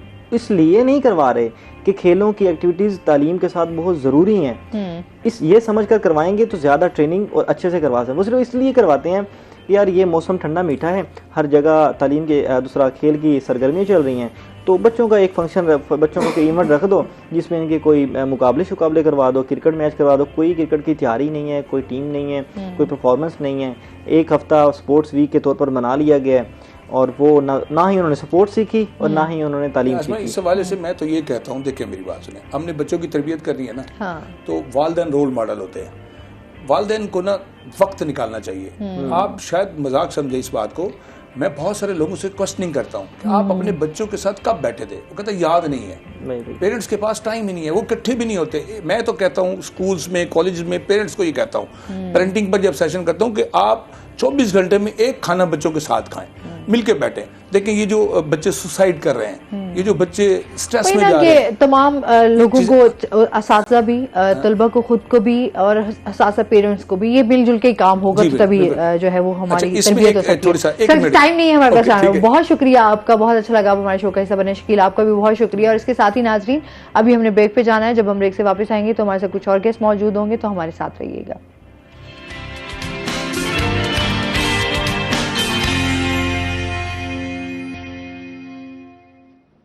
ویلکم بیک ناظرین، روہی ایٹ 10 میں آپ کو خوش آمدید کہتے ہیں. اور اسی کے ساتھ ہمارے ساتھ گیسٹ بھی موجود ہیں، ان کا تعارف کروا دیتی ہوں. ہمارے ساتھ موجود ہیں جی علامہ قاری عبدالماجد صاحب، جو کہ اسلامی اسکالر ہیں. السلام علیکم، کیسے ہیں آپ؟ ٹھیک ٹھاک ہیں؟ ویلکم کرتے ہیں اپنے شو میں آپ کو. اور اس کے ساتھ ہی جو ہمارے دوسرے گیسٹ ہیں وہ ہیں جی محمد شہباز صابری، ہمارے ساتھ موجود ہیں، جو کہ نعت خواں ہیں. السلام علیکم، کیسے ہیں آپ؟ ٹھیک ٹھاک ہیں؟ ویلکم کرتے ہیں اپنے شو میں آپ کو. آج جمعہ ہے، آپ کو پتہ ہے کہ ہمیشہ ہمارے جمعے کے دن جو ہے وہ اسلامی ٹاپک ہوتا ہے. اس پہ آج ہم جمعے کے حوالے سے بات کریں گے، قرآن و حدیث کی روشنی میں جانیں گے جمعہ کی فضیلت کے حوالے سے، جمعہ کے کیا فضائل ہیں، اور اس کے ساتھ ساتھ جو ہم نعت رسول مقبول صلی اللہ علیہ وآلہ وسلم بھی ساتھ ساتھ سنتے رہیں گے. سب سے پہلے تو جمعہ کے حوالے سے بات کر لیتے ہیں، اس کی فضیلت و اہمیت پر. نحمدہ ونصلی علی رسولہ الکریم، اما بعد فاعوذ باللہ من الشیطان الرجیم، بسم اللہ الرحمن الرحیم. یا ایہا الذین آمنوا اذا نودی للصلاة من یوم الجمعہ فاسعوا الی ذکر اللہ وذروا البیع ذالکم خیر لکم ان کنتم تعلمون. جمعہ بہت اہمیت کا حامل ہے. یوں دیکھیں کہ جس طرح اللہ تبارک و تعالیٰ نے راتیں بنائی اور اس میں ایک رات لیلۃ القدر کی رکھ دی، برکت والی رات، اور انبیاء علیہ الصلوۃ والسلام بنائے تو انبیاء علیہ الصلوۃ والسلام کا سردار نبی اکرم صلی اللہ علیہ وسلم کو رکھ دیا. اور اسی طرح آسمانی کتابیں اتری، تمام کتابوں کے سردار قرآن پاک کو رکھ دیا۔ اسی طرح جب اللہ تبارک و تعالی نے یہ 7 دن بنائے تو ان 7 دنوں کے سردار کو جمعہ کا دن رکھ دیا، اور آپ صلی اللہ علیہ وسلم نے فرمایا سید الایام یوم الجمعہ، جمعہ کا جو دن ہے یہ دنوں کا سردار ہے، یہ 7 دنوں کا سردار ہے۔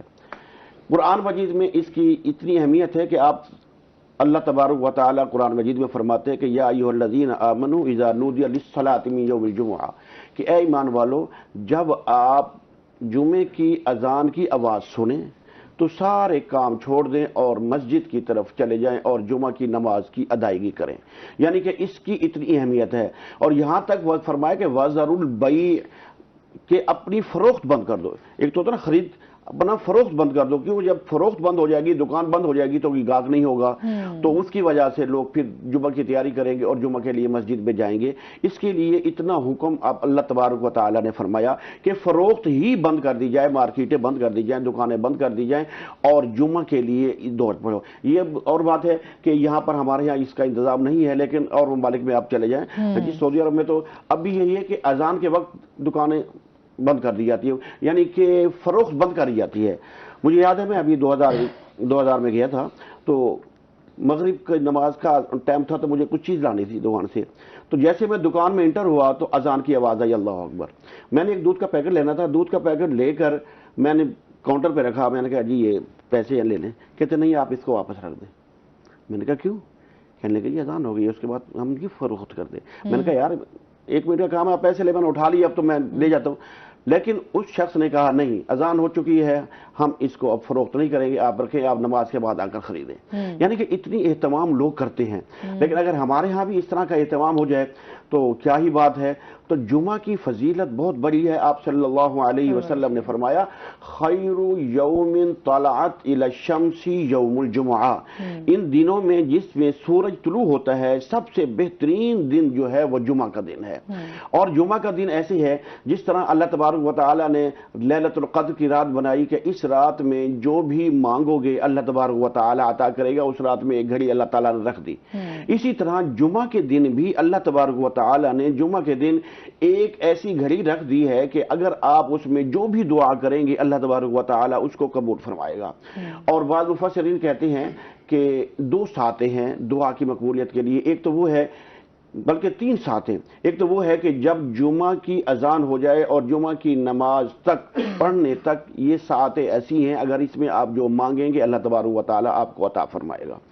اور دوسرا فرمایا کہ 2 خطبوں کے درمیان جب امام خطبہ دیتا ہے، ایک خطبہ اس کے بعد وقفہ کرتا ہے اور پھر دوسرا خطبہ کرتا ہے، تو فرمایا 2 خطبوں کے درمیان جو وقفہ ہے اگر اس میں اگر اللہ تبارک و تعالی سے جو چیز بھی مانگو گے اللہ تبارک و تعالی اس کو فوری قبول کریں گے۔ اور تیسرا فرمایا کہ نماز عصر سے لے کر مغرب تک کا وقت ہے کہ اس میں جتنا بھی مانگیں گے یہ دعا کی قبولیت کے وقت ہیں۔ 3 وقت بتائے ہیں، جمعہ کا پورا خطبہ اور نماز کے دوران، 2 خطبوں کے دوران اور عصر سے مغرب تک۔ تو ان دنوں ان وقتوں میں ہم اللہ تبارک و تعالی سے جو بھی دعا کریں گے رب تعالی ہماری دعاؤں کو قبول و منظور فرمائے گا۔ فرمانا تو لوگ انتظار کرتے ہیں رمضان آئے گا، لیلۃ القدر آئے گی یا اور چیزیں راتیں آئیں گی، ہم اس رات میں دعا کریں گے، لیکن اللہ تعالیٰ نے فرمایا کہ سال کا انتظار نہیں ہے، ایک جمعہ سے دوسرے جمعہ تک 7 دن ہیں، 7 دنوں میں اگر آپ جمعہ کے دن اللہ تبارک و تعالی سے مانگیں گے تو اللہ تبارک و تعالی آپ کو ضرور عطا فرمائے گا۔ آپ صلی اللہ علیہ وسلم فرمایا کہ ایک شخص جمعہ والے دن صبح اٹھتا ہے، نہاتا ہے، دھوتا ہے، غسل کرتا ہے، اچھے کپڑے صاف جو اس کو میسر ہے وہ پہنتا ہے، خوشبو جو اس کو میسر ہے لگاتا ہے، اور اس کے بعد وہ مسجد میں چلا جاتا ہے، تو رب آپ صلی اللہ علیہ وسلم نے فرمایا جو سب سے پہلے مسجد میں چلا جاتا ہے اللہ تبارک و تعالی اس کو ایک اونٹ کی قربانی کا ثواب عطا فرماتے ہیں۔ فرمایا جو اس کے بعد پھر جاتا ہے رب تعالی اس کو ایک گائے کی قربانی کا ثواب عطا فرماتے ہیں۔ فرمایا جو اس کے بعد جاتا ہے پھر رب کا تعالی اس کو ایک مینڈھے کا ثواب عطا فرماتے ہیں۔ پھر فرمایا جو اور لیٹ جاتا ہے اس کو ایک مرغی کا ثواب دیا جاتا ہے، اور جو اینڈ پہ جاتا ہے امام کے خطبہ شروع ہونے سے تھوڑی دیر پہلے جاتا ہے تو اس کو ایک انڈے کے برابر کا ثواب عطا۔ یعنی کہ یہ درجے رکھ دیے ہیں۔ اگر ہم جمعے والے دن 15-20 منٹ زیادہ نکال لیں اور سب سے پہلے مسجد میں چلے جائیں. ہماری حیثیت ہی نہیں کہ ہم ہر جمعے اونٹ کی قربانی یا اونٹ کا صدقہ کر سکے. تو رب تعالی ہمیں اونٹ کی قربانی کا صدقے کا ثواب عطا فرما رہے ہیں. اور آپ صلی اللہ علیہ وسلم فرمایا کہ جب امام خطبہ شروع کر دیتا ہے تو پھر فرشتے رجسٹر بند کر دیتے ہیں, پھر اس کو خطبے اور جمعے کا ثواب ملتا ہے, باقی جو یہ ثواب ہیں یہ اس کے ختم ہو جاتے ہیں. اگر آدھا گھنٹہ پہلے 20 منٹ پہلے ہم مسجد میں چلے جائیں گے تو ہمیں اونٹ, گائے, مینڈھا کی صدقے کا ثواب اللہ تبارک و تعالی عطا فرمائیں گے. یہ غریبوں کے لیے اللہ تعالیٰ, امیر تو صدقہ کرتے ہی رہتے ہیں تو غریب کہاں سے کریں؟ تو اللہ تعالیٰ نے غریبوں کے لیے یہ انعامات رکھ دیے ہیں کہ آپ ایسا کر لیں تو آپ کو اتنا میں ثواب عطا فرماؤں گا. اس پہ مزید بھی ہم آپ سے جانیں گے. اچھا, کتنا عرصہ ہو گیا آپ کو نعت خوانی کرتے ہوئے؟ مجھے نعت خوانی بچپن سے ہی کر رہا ہوں. اچھا, ماشاء اللہ, نائس بات ہے. اچھا جی, اس کے ساتھ ہی جس طرح ہم جمعے کے دن کے حوالے سے بات کر رہے ہیں, تمام دنوں کا سردار بھی جمعے کو کہا جاتا ہے. اچھا, کچھ فرائض بھی ہوتے ہیں جمعے کے حوالے سے, کیا اعمال کرنے چاہیے, کیا فرائض ہونے چاہیے, اس حوالے سے بھی بتائیے گا. جمعے والے دن چونکہ جمعہ دنوں کا سردار ہے, اس میں جتنا عبادت کریں گے اس کا ثواب بھی زیادہ ہے. آپ صلی اللہ علیہ وسلم نے فرمایا کہ لوگوں جمعے کے دن سورۃ کہف کی تلاوت کیا کرو. یہ تقریباً آدھے پارے کی سورت ہے. تو آپ صلی اللہ علیہ وسلم نے فرمایا کہ جو شخص جمعے کے دن سورۃ کہف کی تلاوت کرتا ہے تو اس جمعے سے پچھلے جمعہ تک اس کے سارے گناہوں کو معاف کر دیا جاتا ہے. اور جو شخص جمعہ کے دن سورۃ کہف کی تلاوت کرتا ہے اس کے پاؤں کے ناخن سے لے کر آسمان تک ایک نور پیدا کر دیا جاتا ہے, اور 70 فرشتے اگلے جمعہ تک اس کے لیے دعا کرتے رہتے ہیں. اور اگر ہم جمعے والے دن اس سورت کو پڑھ لیں تو پچھلے جمعہ کے تک کے گناہ معاف ہو گئے.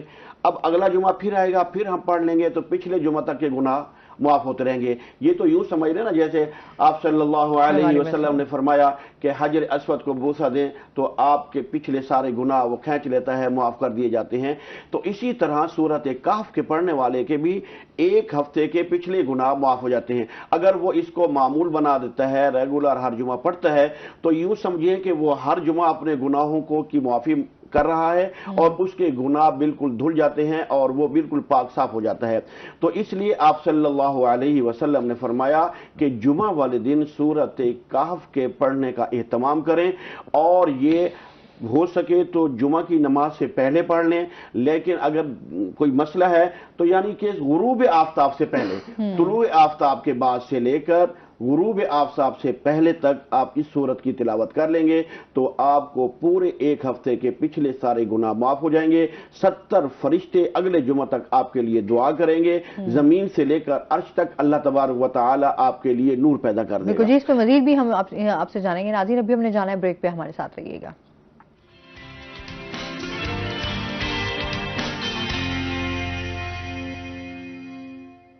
ویلکم بیک ناظرین, روحی 10 میں آپ کو خوش آمدید کہتے ہیں. ہم بات کر رہے تھے کہ کون کون سے فرائض جو ہیں اور کیا کرنا چاہیے جمعے کے دن کے حوالے سے. اچھا, اس کے ساتھ ساتھ آج ملک بھر میں جو ہے یوم حرمت مسجد اقصیٰ بھی منایا جا رہا ہے. آپ کو پتہ ہے کہ ناظرین کچھ ٹائم سے جو ہے ہم دیکھ رہے ہیں فلسطین پر جتنے مظالم ڈھائے جا رہے ہیں, فلسطین کے مسلمانوں کو جس طریقے سے شہید کیا جا رہا ہے, بچوں کو جس طرح سے شہید کیا جا رہا ہے, اور جس طرح سے یہ جنگ ہوئی اور اس کے بعد ابھی تک یہ سلسلہ جاری و ساری ہے, چاہے ہو گیا. اچھا, اس حوالے سے آپ کیا کہنا چاہیں گے, کیونکہ مسجد اقصیٰ کی بہت اہمیت ہے اور ہمارے حضور پاک صلی اللہ علیہ وآلہ وسلم کی طرف سے بھی ہم بات کریں تو اس پہ بہت زیادہ اس کو عبادت کے حوالے سے افضل سمجھا جاتا ہے. کیا کہنا چاہیں گے اس بارے میں؟ بسم اللہ الرحمن الرحیم. سبحان الذی اسری بعبدہ لیلا من المسجد الحرام الی المسجد الاقصی. اللہ تبارک و تعالی نے قرآن پاک میں چند مساجد کا ذکر کیا ہے جس میں مسجد حرام, بیت اللہ اور مسجد اقصیٰ شامل ہیں. مسجد اقصیٰ ہمارا پہلا قبلہ ہے. آپ صلی اللہ علیہ وسلم نے کافی عرصے تک مسجد اقصیٰ بیت المقدس کی طرف منہ کر کے نماز ادا کی ہے. وہ ہمارا قبلہ اول رہا ہے. اس کے بعد آپ صلی اللہ علیہ وسلم کے دل میں خیال آیا کہ یا اللہ, जिस जगह में पैदा हुआ हूँ और जो तेरा घर है बैतुल्लाह, हमारे लिए उसको क़िबला मुकर्रर कर दे। तो अल्लाह तबारक व तआला ने फिर नमाज की हालत में हुक्म दिया कि आप रुख मोड़ें और अपने बैतुल्लाह की तरफ रुख कर लें। तो पहला हमारा क़िबला बैतुल मुक़द्दस मस्जिद अक्सा ही है और दूसरा हमारा बैतुल्लाह है। दुनिया में इस वक्त अगर आप देखें तो बैतुल्लाह, मस्जिद हराम और मस्जिद नबी सल्लल्लाहु अलैहि वसल्लम, ये तीन मकामात हमारे लिए बाइस इज्जत और शर्फ और हमारे लिए अहमियत के हामिल हैं और इसकी हिफाजत करना हम सब मुसलमानों का फर्ज है। इसलिए मुसलमान कहते हैं कि ये हमारा किबला है, इसकी तरफ हमने मुंह करके नमाजें अदा की हैं और अल्लाह तबारक व तआला ने इसको हमारे लिए किबला बनाया था, तो लिहाजा ये हमारा ही किबला है और इस पर मुसलमानों को चाहिए कि वो इसकी हिफाजत जिस तरीके से करना चाहें वो कर सकते हैं। अब जो आजकल इसमें जुल्म सितम हो रहा है, बर्बरियत हो रही है और बच्चों का कत्ल आम हो रहा है, ये तो जंगी असूलों के भी खिलाफ है कि औरतों और बच्चों को या बूढ़ों को मारा जाए। आप सल्लल्लाहु अलैहि वसल्लम जब किसी गज़वे के लिए तशरीफ ले जाते तो आप सल्लल्लाहु अलैहि वसल्लम अपने फौज को, अपने लश्कर को हुक्म दिया करते थे कि खबरदार किसी बच्चे को नुकसान ना पहुंचे, किसी औरत को नुकसान ना पहुंचे और किसी बुजुर्ग को नुकसान ना पहुंचे और जो हथियार डाल दे उसको भी नुकसान ना पहुंचाओ। ये तो एक असूल है इस्लाम का, लेकिन उसके अलावा जो आलमी कवानीन बने हुए हैं उसमें भी यही कवानीन है कि बच्चों का और बूढ़ों को और शहरों पर बमबारी नहीं की जाएगी, उनका कत्ल आम नहीं किया जाएगा। लेकिन ये बर्बरियत जारी है और बच्चों का कत्ल आम किया जा रहा है, ख़वातीन का कत्ल आम किया जा रहा है। ऐसा लग रहा है, अल्लाह न करे कि ये मुसलमानों को मिटाने के दर पे हैं और फ़लस्तीन को बिल्कुल मुसलमानों से ये खाली करना चाह रहे हैं। लेकिन अल्लाह तबारक व तआला, एक इनकी सोच है, एक इनका फ़रेब और मकर है, ये चाल चल रहे हैं। लेकिन एक अल्लाह तबारक व तआला की अपनी भी एक चाल है, वो वल्लाहु खैरुल माकिरीन, और अल्लाह की जो सोच और चाल होती है वो सबसे बेहतरीन होती है। इसमें अल्लाह की क्या बेहतरी है, अल्लाह क्या चाहता है। लेकिन इंशाअल्लाह तबारक व तआला, अल्लाह तबारक व तआला जिस तरह अल्लाह तबारक व तआला ने पहले मुसलमानों की गायबाना मदद की है, इस तरह इंशाअल्लाह इस पर तभी अल्लाह तबारक व तआला इनकी गायबाना मदद करेगी। मुसलमान ममालिक को चाहिए सिर्फ एहतजाज तक न रहें और उनको जाकर रोके, उनको कहेंगे भाई आप गलत कर रहे हैं। इस तरह तो आलमी कवानीन, हाँ चलो हमारे इस्लामी कवानीन आप नहीं मानते, लेकिन आलमी कवानीन हैं उनको तो माने। और ये बच्चों को, बूढ़ों को, खवातीन को और आबादी वाली जगहों को पूरा इतना कुछ कर दिया है कि अब तो वो एक मलबे का ढेर रह गया है। यकीन करें, हम जब खबरें देख रहे होते हैं तो हमारी आंखों से भी आंसू जारी होते हैं, हम अच्छी तरह से देख भी नहीं पाते। ऐसे ही है कि जाहिर सी बात है आपको दिल दहला देने वाली। और अभी तो हम लोग एक होता है ना कि हम ये जस्ट वीडियो नहीं देख पा रहे, और जो लोग अपने बच्चों की खुद लाशें उठा रहे होते हैं, उनको दफना रहे होते हैं, तो वो जो मंजर है वो तो मेरे ख्याल में हम लफ्जों में भी नहीं बयान, उसको हम लफ्जों में भी बयान नहीं कर सकते। वो दिल दहला देने वाले मनाजिर हैं कि छोटे छोटे बच्चे मलबों से में पड़े हुए हैं, उनको निकालना, फिर उनकी लाश को अपने, कमाल की बात है। आज हमारे एक किसी बच्चे को थोड़ी सी तकलीफ हो जाए, नजला जुकाम बुखार हो जाए, तो हम भागे भागे फिरते हैं, डॉक्टरों के पास जाते हैं, उसके इलाज के लिए कोशिश करते हैं।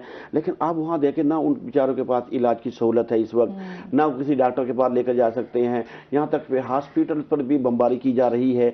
तो हमें चाहिए कि हम एहतजाज करें और अच्छी तरीके से एहतजाज करें, और एहतजाज भी वो जो उन तक सुनाई दे, जो वो सुने और उस पर भी वो काम भी करें। ये ना कि ज़बानी कलामी हम बात करके एक तरफ होकर बैठ जाएं और कोई काम ना करें।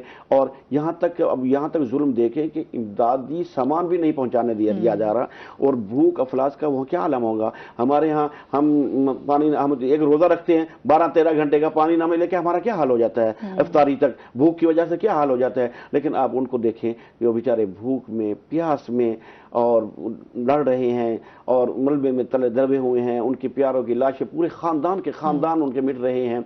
बस दुआ कर सकते हैं रब्बे कायनात से कि अल्लाह, तारीख है, मस्जिद अक्सा की एक तारीख है और ये मुसलमानों के लिए ही है। मस्जिद अक्सा है ही मुसलमानों के लिए, ये किसी और मसलक या मजहब के लिए नहीं है। अल्लाह तबारक व तआला ने इसको मुसलमानों के लिए, जो अल्लाह पर और उसके रसूल पर ईमान लाएगा उसके लिए ये मसाजिद हैं। जो अल्लाह और उसके रसूल पर ईमान नहीं लाता उसके लिए इन मसाजिद नहीं है। तो इसकी तो बहुत बड़ी अहमियत है। अल्लाह तबारक व तआला ने इसका जिक्र कुरान मजीद में फरमाया।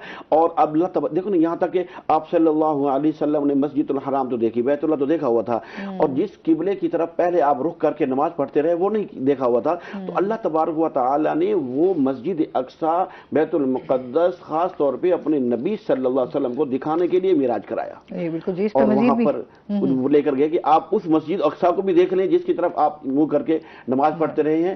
تو یہ مسلمانوں کی ملکیتیں ہیں اور مسلمانوں کی ہونی چاہیے اور اس پر کسی دوسرے کا حق ہو ہی نہیں سکتا. تو ہمیں میڈیا کے ذریعے سے دوسرے ذریعے سے جس طریقے سے بھی احتجاج پہنچانا ہے پہنچایا جا سکتا ہے، پہنچانا چاہیے. بالکل صحیح، بہت شکریہ. اس کے ساتھ ساتھ ہم جمعے کے دن کے حوالے سے یہ بھی بات کریں گے. ایک تو جس طرح آپ نے بتایا کہ تیاریاں کیا ہونی چاہیے جب آپ جمعے کے دن کے لیے آپ ایک خاص تیاری کی جاتی ہے، ایک عمل ہوتا ہے، اس کے حوالے سے بھی بتائیے. آپ صلی اللہ علیہ وآلہ وسلم نے فرمایا کہ جمعہ کے دن غسل کرنا واجب ہے، یعنی کہ نہانا واجب ہے سب کے لیے، مرد عورت بچے. آپ صلی اللہ علیہ وسلم فرمایا کہ کم از کم جمعے کے دن آپ نہایا دھویا کریں. اور علماء اور مفسرین نے یہ لکھا ہے کہ جمعے والے دن غسل کرنا یوں سمجھو کہ واجب ہے. اس کے بعد آپ صلی اللہ علیہ وسلم نے فرمایا کہ جتنے اچھے کپڑے آپ کے پاس صاف ستھرے ہوں ان کو پہنیں. اور خوشبو آپ صلی اللہ علیہ وسلم کی پسندیدہ چیز تھی خوشبو تو اتنی پسندیدہ چیز تھی آپ صلی اللہ علیہ وسلم کی کہ اللہ تبارک و تعالی نے آپ کے جسم اطہر کو ہی خوشبوؤں کا مجموعہ بنا دیا. اور آپ صلی اللہ علیہ وسلم کے پسینے کی جو خوشبو ہے وہ عام خوشبوؤں ان کا مقابلہ نہیں کر سکتی، چاہے وہ کستوری ہی کیوں نہ ہو. تو آپ صلی اللہ علیہ وسلم جو خوشبو آپ کے پاس میسر ہو وہ لگائیں اور سرما پہنے. اور جو چیز اچھی طریقے سے جس طرح آپ تیار ہوتے ہیں، جیسے ہم کسی شادی کے لیے تیار ہوتے ہیں جانے کے لیے، تو آپ صلی اللہ علیہ وسلم نے فرمایا کہ اچھے طریقے سے تیار ہو جاؤ اور اس کے بعد آپ جمعہ کے لیے نکل پڑو، جمعہ کے لیے مسجد کی طرف. اور آپ صلی اللہ علیہ وسلم فرمایا کہ جتنے قدم بھی آپ چل کر جائیں گے اللہ تبارک و تعالی ہر قدم کے بدلے 10 نیکی عطا فرمائے گا. اور سب سے پہلے میں نے پہلے بتا دیا کہ سب سے پہلے جانے والے کا ثواب اللہ تبارک و تعالی نے کیا لکھا ہے، اونٹ کی گرو. اسی طرح پھر آپ نے فرمایا آپ صلی اللہ علیہ وسلم وہاں جا کر ادب کے ساتھ بیٹھیں اور جو امام خطبہ دے رہا ہے اس سے سنیں. اور دوسرا یہ بھی فرمایا کہ جب آپ مسجد میں داخل ہو رہے ہوں تو آپ کو جہاں جگہ ملے وہاں آپ بیٹھ جائیں، کسی کے کندھے سے پھلانگ کر آگے نہیں جانا. آداب ہوتے ہیں نا، آداب طریقے ہوتے ہیں. آپ صلی اللہ علیہ وسلم فرمایا کہ کسی کے کندھا کو کراس کر کے آپ نے آگے نہیں جانا، جہاں جگہ مل رہی ہے وہاں بیٹھ جائیں. تو بعض دفعہ ایسا بھی ہوتا ہے کہ کچھ لوگ یہاں بیٹھ جاتے ہیں، آگے کچھ جگہیں خالی ہوتی ہیں تو پیچھے والے لوگ کوشش کرتے ہیں چلو جگہ خالی ہے آگے آ جائیں، لیکن پھر مسئلہ یہی ہوتا ہے کہ وہ کندھے کراس کر کے آنا ہوتا ہے. تو ہمیں بھی دیکھنا یہی چاہیے کہ جہاں جب ہم جاتے ہیں تو کوشش کریں کہ آگے جہاں جگہ ملتی ہے وہاں بیٹھ جائیں تاکہ بعد میں آنے والوں کے لیے مشکلات نہ ہوں. اس پہ مزید بھی ہم بات بالکل جی اس پہ مزید بھی بات کرتے ہیں. ناظرین ابھی ہم نے جانا ہے بریک پہ، ہمارے ساتھ رہیے گا.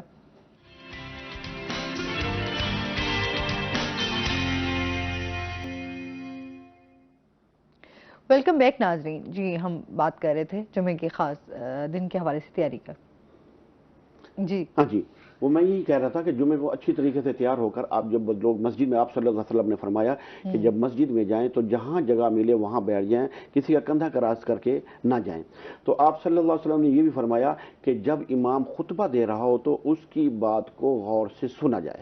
اچھا، بہت ساری مسجدوں میں جو ہے وہ خطبہ نہیں بھی کیا جاتا. اچھا، آپ کیا سمجھتے ہیں خطبہ سننا کتنا ضروری ہے اور خطبہ دینا بھی؟ آپ صلی اللہ علیہ وسلم نے جتنے بھی جمعہ پڑھائے ہیں آپ صلی اللہ علیہ وسلم نے خطبہ دیا ہے اور خطبہ دینا سنت ہے. کیونکہ اب ہر مسجد لوگوں کے مسائل بھی تو بہت زیادہ ہوتے ہیں، مسائل بھی بہت زیادہ ہوتے ہیں، ان کو بیان کرنا لوگوں کو، اور بھی بہت ساری چیزیں ایسی ہیں لوگوں کو نہیں پتا. اب بعض دفعہ ہم خطبے کے دوران نماز کے مسائل کو لے کے بیٹھ جاتے ہیں، غسل کے مسائل کو لے کے بیٹھ جاتے ہیں اور وراثت کی جیسے اس کے مسائل کو لے کے بھی بیٹھ جاتے ہیں. تو یہ اس طرح کے مسائل، بعض ایسی باتیں ہوتی ہیں کہ لوگ ہمیں یہ جاتے جاتے یہ کہہ کر جاتے ہیں جی ہمیں ان کا پتہ نہیں تھا، آپ نے ہمیں بتا دیا تو ہمیں بھی اس کی. اچھا، مین مقصد تو یہی ہوتا ہے نا کہ تاکہ لوگوں کو. اور جمعہ کا خطبہ ہر مسجد میں ہوتا ہے. آپ جو کہیں اصل میں اردو کا خطبہ جو ہم اردو میں تقریر کرتے ہیں نا، اصل میں یہ بھی خطبہ ہے. آپ صلی اللہ علیہ وسلم کیونکہ عربی زبان تھی تو آپ عربی میں خطبہ دیا کرتے تھے، اس کو خطبہ کہتے ہیں. تو ہم نے اب 2 خطبے بنا لیے. ایک ہمارا خطبہ ہوتا ہے اردو والا جس کو ہم پہلے بیان کرتے ہیں بیان, آدھا ایک گھنٹہ تقریباً پہلے بیان کرتے ہیں, اس کے بعد پھر اذان ہوتی ہے, اذان کے بعد پھر ہم عربی کا خطبہ, جس طرح آپ صلی اللہ علیہ وسلم کی سنت ہے کہ آپ عربی زبان میں خطبہ دیا کرتے تھے, تو ہم عربی زبان میں دوسرا خطبہ پڑھتے ہیں. تو ہمارے یہاں یوں سمجھو کہ 2 خطبے ہو گئے, ایک اردو ایک عربی, اور خطاب کا مطلب ہی خطبہ ہے. آپ صلی اللہ علیہ وسلم کی زبان عربی تھی, تو آپ جو باتیں اس میں کرتے تھے اس کو خطابی کہتے ہیں اور خطبہ کہتے ہیں. تو جہاں جن مساجد میں, کچھ ایسے مساجد ہیں جہاں پر زیادہ پڑھے لکھے عالم نہیں ہوتے یا چھوٹی مساجد ہیں, تو وہاں پر وہ اردو والا خطبہ نہیں ہوتا, لیکن اذان کے بعد عربی والا خطبہ ہوتا ہے. عربی کا خطبہ پڑھ کے وہ پھر نماز پڑھا دیتے ہیں. اچھا, جمعے کو جس طرح ہم اکثر بات کرتے ہیں کہ جمعہ مبارک جو ہے وہ بہت دفعہ ہم یہی بات کرتے ہیں, اکثر ہمارے اسٹیٹس بھی لگتے ہیں, ہم اس پہ بات بھی, جمعہ مبارک کہنا, جمعہ مبارک یہ ہم نے اپنی طرف سے ایک لفظ بنایا ہوا ہے کہ جمعہ مبارک, تو کہہ سکتے ہیں, میرے خیال میں آج تک تو کسی نے نہیں کہا. یہ اب کی پیداوار ہے, یہ تقریباً 20 25 30 سال پہلے سے یہ شروع ہوا ہے. اس سے پہلے کسی نے بھی جمعہ مبارک نہیں کہا. مطلب آپ جمعے کی مبارک نہیں دے سکتے, جس طرح آپ جمعے کو ہم ہمیشہ بات کرتے ہیں کہ جمعے کی مبارک عید کی مبارک دیتے ہیں نا, عید کی مبارکباد دیتے ہیں, تو آپ صلی اللہ علیہ وسلم عید کی مبارکباد سب دیا کرتے تھے. تو اب ہم نے جمعے کی مبارکباد بھی شروع کر دی ہے. اگر کسی کو کہہ دیا جائے تو کوئی حرج نہیں ہے, لیکن شریعت برائی نہیں ہے. جمعے کی آپ ایک دن کا ایک اہم دن ہے, اور بہت بڑا دن ہے, دنوں کا سردار ہے, اور اس میں ثواب بھی زیادہ ہے. ہر کام کا ثواب, جتنا صدقہ کریں گے اس کا بھی ثواب آپ دنوں کے مقابلے میں زیادہ ہوگا, جتنی نیکیاں کریں گے عام دنوں کے مقابلے میں اس دن زیادہ ہوں گی. تو آپ اس کو کہہ سکتے ہیں, لیکن اس کو روٹین مت بنائیں بالکل ہی. اچھا, مطلب آپ جمعے کے دن کے اس میں کوئی برائی نہیں ہے, حرج نہیں ہے. اچھا, جمعے کے دن کے حوالے سے یہ بھی ہے کہ ایک تو آپ چلیں نماز کی تیاری کرتے ہیں, آپ کو پتہ ہے کہ آپ نے کون سی قرآنی آیات پڑھنی ہے, کون سے اذکار کرنے ہیں جس میں آپ جو ہے وہ اپنے اس پورے دن کو گزار سکتے ہیں عبادت میں. اچھا, پھر والدین جن کے فوت ہو چکے ہیں ان کی قبروں پر جانا جمعے کے دن کے حوالے سے, تھوڑا سا اس کے حوالے سے بھی, اس پہ بھی روشنی ڈالیے گا. آپ صلی اللہ علیہ وسلم نے فرمایا کہ اپنے بزرگوں کی قبروں پر آپ کو جانا چاہیے, لیکن آپ صلی اللہ علیہ وسلم نے دن مقرر نہیں کیا ہوا. ٹھیک ہے, لیکن جیسے کہا جاتا ہے کہ جمعے کے دن آپ جائیں تو زیادہ, اگر ہمارے پاس وقت ہے اور کوئی ایسا دن بچتا ہے کہ جس دن ہم فارغ ہیں اور اپنے والدین کی قبروں میں جا سکتے ہیں, تو ہم اس دن کو معمول بنا سکتے ہیں, اس میں کوئی حرج نہیں ہے. اور جمعہ کا دن کیونکہ ہمارے ہاں چھٹی کا دن ہوتا ہے, لوگ فارغ ہوتے ہیں, تو اکثر میں نے دیکھا ہے کہ لوگ جمعہ کی نماز کے بعد قبرستان جاتے ہیں, اپنے والدین کی قبروں پر وہاں جا کر ایصال ثواب کرتے ہیں, پڑھتے ہیں, ان کو ثواب پہنچاتے ہیں. اگر آپ اپنے والدین کے لیے یہیں سے گھر سے پڑھ کر بھی ثواب دیں گے تو وہ پہنچ جائے گا, مسجد سے پڑھ کر بھی بخشیں گے تو وہ بھی پہنچ جائے گا. لیکن آپ جب اپنی والدین کی قبروں پر جاتے ہیں تو ہو سکتا ہے کہ رب تعالی ان کو دکھاتا ہو کہ میری اولاد آئی ہوئی ہے, یہ اس کے پر ہے. یہ ہم نہیں کہہ سکتے کہ وہ دیکھتے ہیں یا سنتے ہیں, لیکن رب تعالی سنا بھی سکتا ہے, دکھا بھی سکتا ہے. تو والدین کی قبروں پر جانا چاہیے, اور یہ اولاد کا حق ہے کہ اپنی والدین کے لیے دعائے مغفرت کرے. اس لیے ہمیں ہر نماز میں آپ صلی اللہ علیہ وسلم نے ایک دعا سکھائی, رب اجعلنی مقیم الصلاۃ ومن ذریتی ربنا وتقبل دعا ربنا اغفر لی ولوالدی وللمؤمنین یوم, یعنی کہ والدین کے ساتھ تمام مومنین کے لیے بھی یہ دعا آپ صلی اللہ علیہ وسلم نے ہمیں نماز کے لیے میں سکھائی کہ آپ ہر نماز میں آخری اتحیات میں بیٹھ کر آپ نے یہ دعا پڑھنی ہے, تاکہ اس کا ثواب آپ کے والدین کو پہنچے, آپ کے والدین کی مغفرت ہو. تو ہر نماز کی آخری رکعت میں, نفل ہوں, فرض ہوں, واجب ہوں, وتر ہوں, جو بھی ہے, آخری رکعت میں اتحیات اور درود شریف کے بعد ہم رب اجعلنی ہے مقیم الصلاۃ والی دعا ہم نے خود بھی سیکھی ہوئی ہے, بچوں کو بھی سکھائی ہوئی ہے, سب نے سیکھی ہوئی ہے, پڑھتے ہیں, تو جس سے والدین کی مغفرت ہوتی ہے. لیکن قبرستان میں جانا چاہیے. آپ صلی اللہ علیہ وسلم فرمایا کہ انسان جب قبرستان جاتا ہے تو اس کو قبر یاد رہتی ہے, ورنہ وہ بھولا ہوا ہوتا ہے. اب اسی طرح ہم دیکھتے ہیں جب کوئی جنازہ ہوتا ہے, ہم قبرستان میں جاتے ہیں تو اس وقت ہمیں بہت خوف آ رہا ہوتا ہے, ہم سوچتے ہیں, وہاں پر ارادہ بھی کرتے ہیں, نیت بھی کر لیتے ہیں کہ آج کے بعد ہم کوئی گناہ نہیں کریں گے, کیونکہ آخری جگہ تو یہی ہے, انسان کا کوئی پتہ نہیں. بالکل ایسا ہی ہے جی. اس پہ مزید بھی ان سے جانیں گے ناظرین, ابھی ہم نے جانا ہے بریک پہ, ہمارے ساتھ رہیے گا.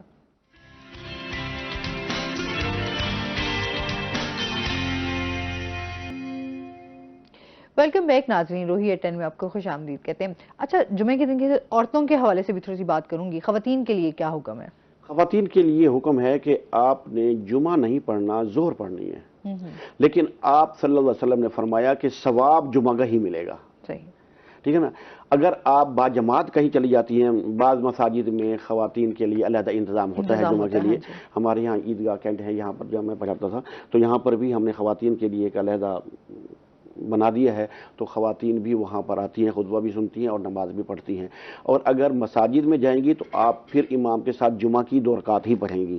اور اگر آپ نے مساجد میں نہیں جانا، گھر میں پڑھنا ہے، تو گھر میں آپ زور پڑھیں گی لیکن آپ کو ثواب جمعہ کا ہی ملے گا. اور آپ کے لیے بھی وہی ہدایات ہیں جو مردوں کے لیے ہیں. غسل کرنا ہے، نہانا دھونا ہے، اچھے کپڑے پہننے ہیں، تیار ہو کے پھر آپ نے، ویسے تو ہر نماز میں ہمیں اچھے طریقے سے تیار ہو جانا چاہیے کیونکہ ہم اللہ کے حضور جا رہے ہیں. ہم نے کسی سے ملنا ہوتا ہے یا اپنے کسی افسر کے پاس جانا ہوتا ہے تو ہم اپنے آپ کو پہلے دیکھتے ہیں کہ ہم جا بھی سکتے ہیں یا نہیں جا سکتے. ٹھیک ہے نا، کپڑے دیکھتے ہیں اپنے، اچھی طریقے سے تیار ہو گئے پھر اس کے سامنے جاتے ہیں. اور میں یہاں آیا ہوں تو صاف ظاہر ہے تیار ہو کر آیا ہوں. تو جب ہم اپنے اللہ کی بارگاہ میں جاتے ہیں تو وہاں بھی ہمیں تیار ہو کر جانا چاہیے. عام نمازوں میں تو آپ صلی اللہ علیہ وسلم نے رعایت دی کہ چلو بھی آپ کام کر رہے ہوتے ہیں، ہر وقت آپ کے لیے تیار ہونا مشکل ہے، لیکن وضو تو شرط رکھ دی ہے پاکیزگی کے لیے. دیکھو نا، وضو سے بھی انسان بہت صاف ستھرا ہو جاتا ہے. تو لیکن آپ صلی اللہ علیہ وسلم نے یہ فرمایا کہ نماز کے لیے آپ کے کپڑے صاف ستھرے ہونا چاہیے، پاک ہونا چاہیے. اور جمعہ کے لیے تو آپ نے خاص طور پر اہتمام فرمایا کہ جمعہ والے دن جو گھر میں ہوتے ہیں لوگ یا جمعہ کی تیاری کرتے ہیں، تو آپ نے فرمایا جمعہ کے دن آپ لوگ خاص تیاری کریں، اچھے صاف ستھرے کپڑے پہنیں اور جو خوشبو میسر ہو وہ لگائیں، سرما لگائیں، جو چیز گھر میں، یعنی کہ آپ جس طرح تیار ہوتے ہیں اچھی طرح سے تیار ہو کر پھر آپ مسجد کی طرف جائیں اور پھر امام کا خطبہ سنیں اور اس کی باتیں سنیں اور غور سے سنیں. اور امام کے خطبے کے درمیان آپ صلی اللہ علیہ وسلم نے فرمایا کہ بولنا بھی منع ہے، کہ آپ نے بولنا بھی نہیں ہے. یہاں تک کہ آپ نے اپنے ساتھی کو یہ بھی نہیں کہنا بیٹھے ہوئے کہ بھائی ادھر ہو جا، یعنی کہ اتنی اجازت نہیں، آپ نے بولنا نہیں ہے.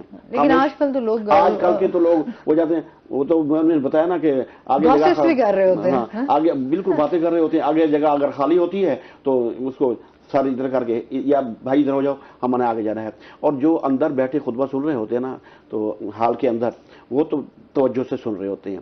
اور جو باہر برآمدے میں یا سین میں ہوتے ہیں، یا ان کو ہم نظر نہیں آ رہے ہوتے یا ہم ان کو نظر نہیں آ رہے ہوتے، تو وہ پھر بعض دفعہ کچھ باتوں میں مصروف ہو جاتے ہیں. لیکن اگر ہم ان کو دیکھتے ہیں باتوں میں تو ہم وہاں پر پھر خطبے کو روک کر ٹوکتے ہیں کہ بھائی آپ ایسا نہ کریں. اب بعض اوقات ایسا ہوتا ہے کہ خطبہ ہو رہا ہے، نمازی مسجد میں بیٹھے ہیں اور فون آ گیا ہے. اب اس نے فون نکالا اور اونچی آواز میں بولنا شروع کر دیا. تمام لوگوں کی جو توجہ ہے وہ ڈائیورٹ ہو جاتی ہے. بعض دفعہ ایسا ہوتا ہے کہ ہم نماز پڑھا رہے ہوتے ہیں، کوئی آدمی لیٹ آتا ہے، لیٹ آتے آتے اس کا فون آ گیا. اب ہم نماز میں ہیں، قرات کر رہے ہیں اور وہ جناب فون پہ اونچی آواز میں بولنا شروع کر دیں، ہماری توجہ ہٹ جاتی ہے اور اس کے جو ہے نا اس میں بھولنے کا اندیشہ بھی ہو جاتا ہے. پھر تو اس لیے آپ صلی اللہ علیہ وسلم جب خطبہ سنو اور جب نماز ہو، جب مسجد میں داخل ہو جائے تو پھر کسی سے بات چیت نہ کریں. بہت شکریہ آپ کا. کوئی میسج دینا چاہیں ہمارے ویورز کو؟ میسج یہ ہے کہ آج جو کہ جمعہ کے دن کے لیے موضوع تھا، تو خاص طور پہ جمعہ کی تیاری کریں اور جمعہ کے دن مساجد میں جائیں، خطبہ سنیں تاکہ آپ کی معلومات میں بھی اضافہ ہو، آپ کو مسائل کا پتہ چلے. اور دوسرا یہ ہے کہ صرف جمعہ ہی ہم پر فرض نہیں ہے، ہم پر 5 نمازیں بھی فرض ہیں. جس طرح ہم جمعے میں دیکھتے ہیں ماشاءاللہ مساجد یہ فل ہوتی ہیں اور عام نمازوں میں 1 صف 2 صف 3 صفیں ہوتی ہیں، تو ہمیں عام نمازوں کے لیے بھی مسجد میں جانا چاہیے اور جمعہ کے لیے بھی مسجد میں چاہیے. جمعہ بھی فرض ہے اور 5 نمازیں بھی ہم پر فرض ہیں. بہت شکریہ آپ کا. آپ کا بھی بہت شکریہ، آپ ہمارے ساتھ ہیں. اور اس کے ساتھ ہی ناظرین، آج کا شو یہیں پہ ختم ہوا. اپنا بہت سارا خیال رکھیے گا، دعاؤں میں یاد رکھیے گا. انشاءاللہ زندگی نے ساتھ دیا تو صبح آپ سے پھر ملاقات ہوگی. اللہ حافظ.